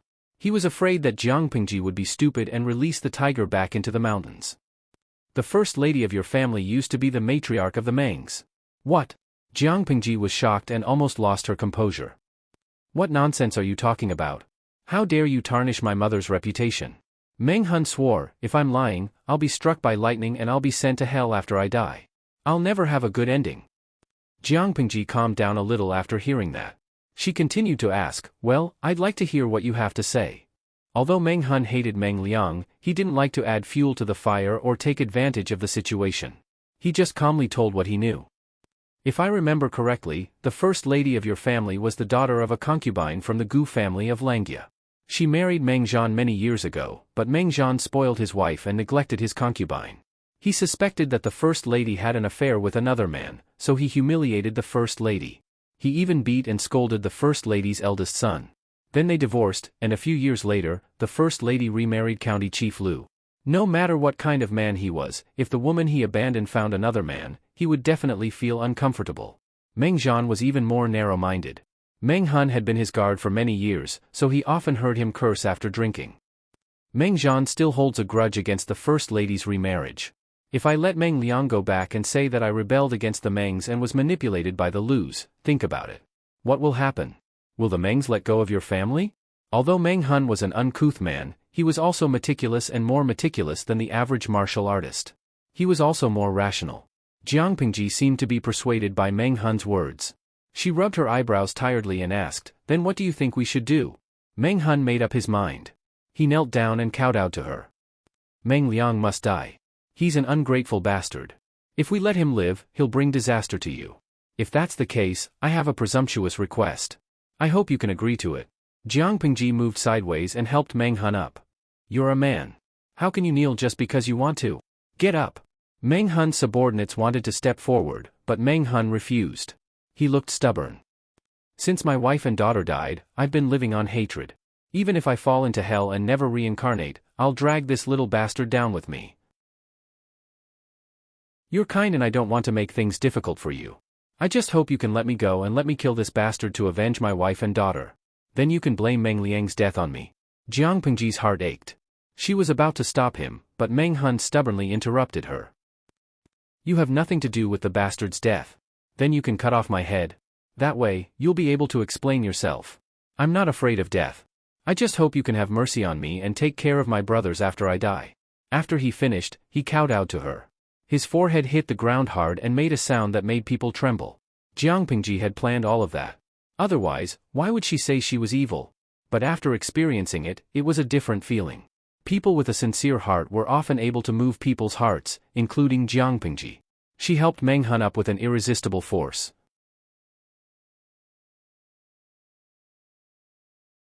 Chapter 173. Meng Hun was elated. Did that mean she agreed? However, Jiang Pingji changed the topic. But are you really willing to sacrifice your life for someone like that? Meng Hun smiled bitterly. Do you know what it means to value a human life? My life is worthless, but it's worth it if it can be exchanged for Meng Liang's life. There are many people in Meng County who want him dead, but they don't even know where he is, let alone kill him to avenge their loved ones. Jiang Pingji sighed and said, You won't be satisfied until you kill him? Meng Hun nodded. Yes, Meng Liang has to die. Otherwise, I won't let him go even if I become a vengeful spirit. Meng Liang was already in despair. He knew he couldn't escape this time. He screamed until his throat was hoarse, but he still couldn't defend himself. Did he do wrong? What did he do wrong? He was born a member of the Mengs. He was born to enjoy wealth and glory. So what if one or two of those peasants died? There was only one word to describe him, unrepentant. Jiang Pingji sighed. Since you're so determined, before Jiang Pingji could finish, Meng Hun's subordinates knelt down in unison. They all wanted to die for Meng Hun. Exchanging their lives for Meng Liang's and saving the lives of others was a good deal. Lang Jun, the county commander, can't die. He's had a hard life, and his brothers still need the county commander. Let me be the one to die. I have no parents, no family, no wife, and no one to drag me down. If I die, I die. Don't listen to him. If he wants to die, I'll do it. No one can fight me. The viewers in the live streaming room were touched. If it were any of them, they wouldn't be willing to die for someone else, especially when that person was not even related to them. Lao Siji Lianming, these people in the ancient times? Although they look stupid and ridiculous from a modern point of view, they have a lot of sincerity that modern people don't have. It's not just an empty saying that a gentleman will die for his bosom friend. Nongfu Shanquan Yudiangshuan, I'm starting to hate the streamer. I feel like she's really sincere with her hypocrisy. Deheo de Guatsi, I'm starting to hate her too. She's too cold. Shanghajia prawn skin, indifference +1. Even if the Nongfu spring is a little dangerous viewer didn't mean to cause trouble, the viewers in the live streaming room were affected. Some people hated it and felt disgusted, but naturally, there were also people who liked this style. Hit me if you don't agree, the streamer has no morals. Who said she is a good person? Now you know she's cold? Zhen's Jiangshan is as picturesque, indifference is the host's normal style, right? I'm more inclined to be rational than indifferent. Only such a person could live well in any environment. She wouldn't bring trouble to her companions, but it would be bad luck to go against her. Wan, shut up. Go if you can. Did the host say that she was the representative of truth, kindness, and beauty? Ye Chengzhou, although that's the case, Nongfu Shanquan is a little worried. He's not wrong. The streamer is indeed sincere in plotting against others with hypocrisy. But, I think that as long as she treats the county chief well, unlike Meng Zhan, it's good enough. Everyone felt a little disgusted. They had to admit that they all hated the kind Virgin Mary who had no principles. But when faced with some things, they hoped to see the kind, and beautiful side. Whoever was a little bit cold would be scolded. Jiang Pingji, the streamer, was the same. What she did was not what the public expected. Naturally, it would cause others to hate her. Lao Siji Lianming, TSK. If you want to see a pure and untainted White Lotus, go watch TV shows instead of watching the live streaming. Do any of you remember that the streamer wanted to do something big? Since ancient times, the winner takes all. That path was either to reach the top or to die. How painful would it be for a kind White Lotus to fight for the world? If she didn't use force and intelligence to convince people, and didn't use schemes to trick people, was she supposed to rely on her gentleness to make people feel comfortable? TSK, if that was the case, it would be better to go see the hot girls in Japan. There were close-ups in high definition, and it would be disgusting. As for the streamer? She was flat-chested and had no figure. The bullet screen in the live streaming room didn't affect Jiang Pingji. It wasn't that she didn't see it, but she didn't think it was necessary to care or explain. She did her own thing and didn't care what others said. Her ears were filled with the voices of those people fighting for their lives. One of them even wanted to commit suicide. What are you doing? Jiang Pingji quickly grabbed the dagger from the man's hand and threw the weapon far away. She hated suicides the most. No matter what the original intention was, suicide was an act of cowardice. Get up, all of you. I have a way to deal with this. It's shameful for a man to fight for his life. Jiang Pingji said angrily. Her face was also angry. Obviously, she was really angry. The man who wanted to commit suicide was watched closely by everyone to prevent him from doing something stupid again. They didn't care about the reprimand in Jiang Pingji's tone. Their focus was on the first sentence. She said angrily, I'm not doing this to save you, nor is it for anything else. I just want to protect my clan and retreat from this disaster. I don't care if you want to live or die. If you want to die, don't die in front of me. Before Meng Hun could speak, Meng Hun's comrade asked, Do you have any good ideas, Lang Jun? It's not a good idea, but it's better than what you're doing. Jiang Pingji said harshly, Meng Liang's behavior can't be left alive. I can hand him over to you. You can do whatever you want with him. But it's not that easy to protect all of you. The man said again, Lang Jun, we're listening. We'll do it no matter how hard it is. Meng Hun couldn't say anything. He was also the focus of his comrades' attention. They didn't want him to commit suicide. First of all, you have to bear the crime of kidnapping and killing Meng Liang. The man made a sound of doubt and said blankly, we should have killed him. Why would anyone fight for the crime? Jiang Pingji was speechless. To be honest, young man, you're kind of cute. She ignored the young man's words and continued, the Mengs won't give up after hearing the news. Meng Hun had something to say. Meng Zhan has always been suspicious of the first Longjuan's bloodline. He doesn't recognize him. He has hinted many times that he wants Meng Liang to inherit the clan. If Meng Liang dies, the first Lang Jun will be the heir of the Mengs. Meng Zhan doesn't want that to happen. If Meng Liang died, Meng Zhan might really explode.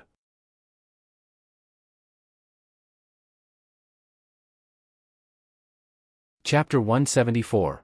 Meng Hun listened carefully, but in the end, he still didn't understand what she meant. Jiang Pingji continued to speak tirelessly. I'm afraid you don't know that because of the drought in the surrounding counties, many people have no choice but to become bandits and hide in the deep mountains near Hejian County. In recent days, bandits have been raiding houses more frequently. If there's a riot, the people will definitely be uneasy. Meng Hun vaguely understood and asked, Lang Jun, are you worried that the people will be in chaos and the bandits will take the opportunity to rebel? She nodded, but then slowly shook her head. You're only half right. You haven't mentioned the other half, the most important part. Meng Hun didn't understand. He was just a crude person. Even if he was meticulous, his brain couldn't compare to those black-hearted people. If the people's hearts are in chaos, how do you think they will react? Jiang Pingji guided him until a look of realization appeared on his face. Then she continued. Food is the most important thing to the people.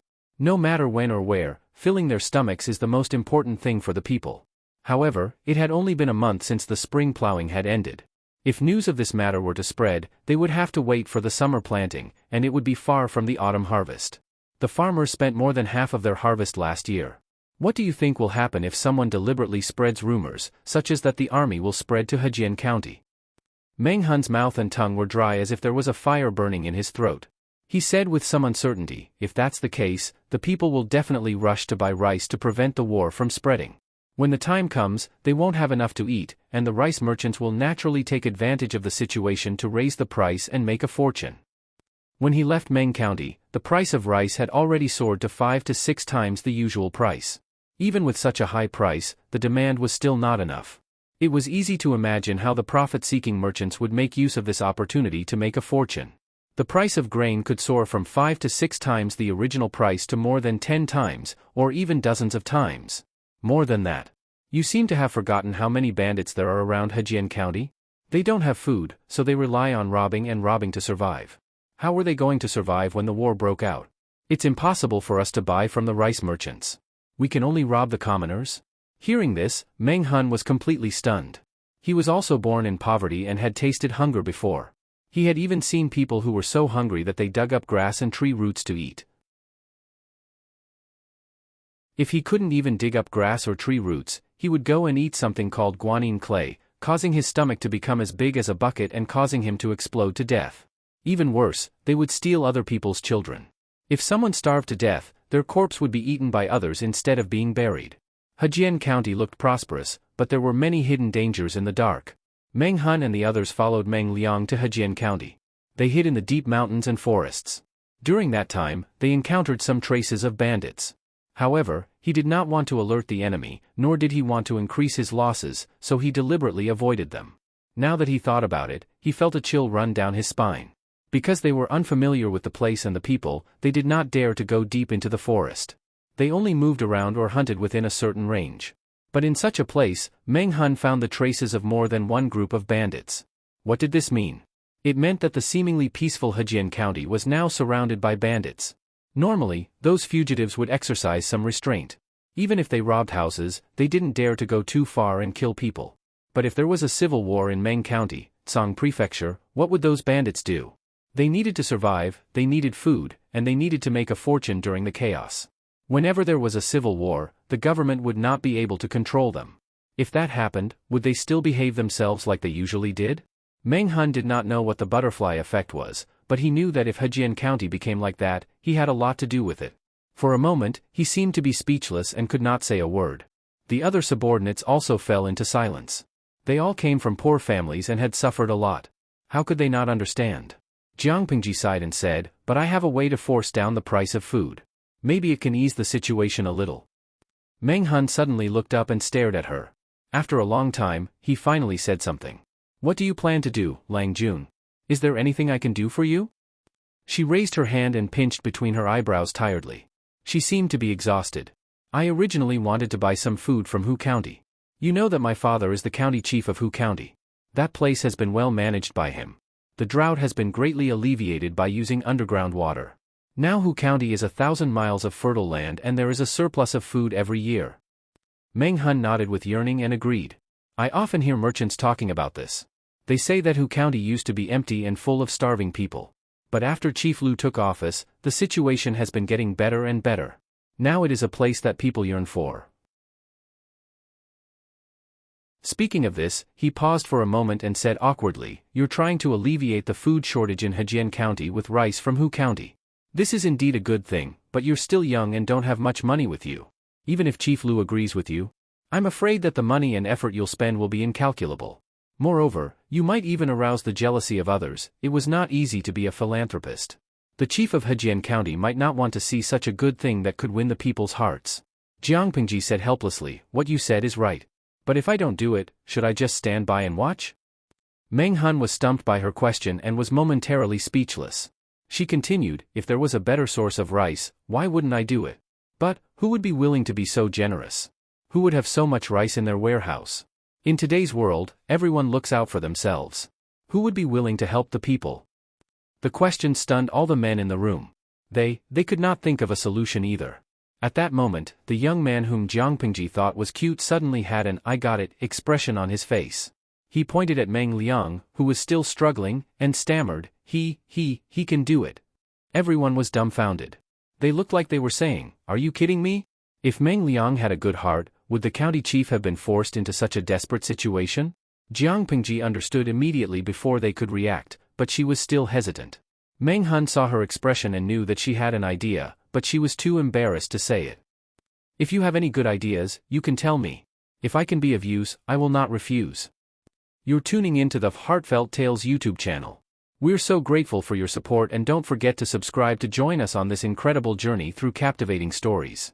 Your generosity through donations truly makes a world of difference, as it's the primary source of revenue that allows me to expand and enhance this channel for you. Thank you from the bottom of my heart for being a part of this adventure.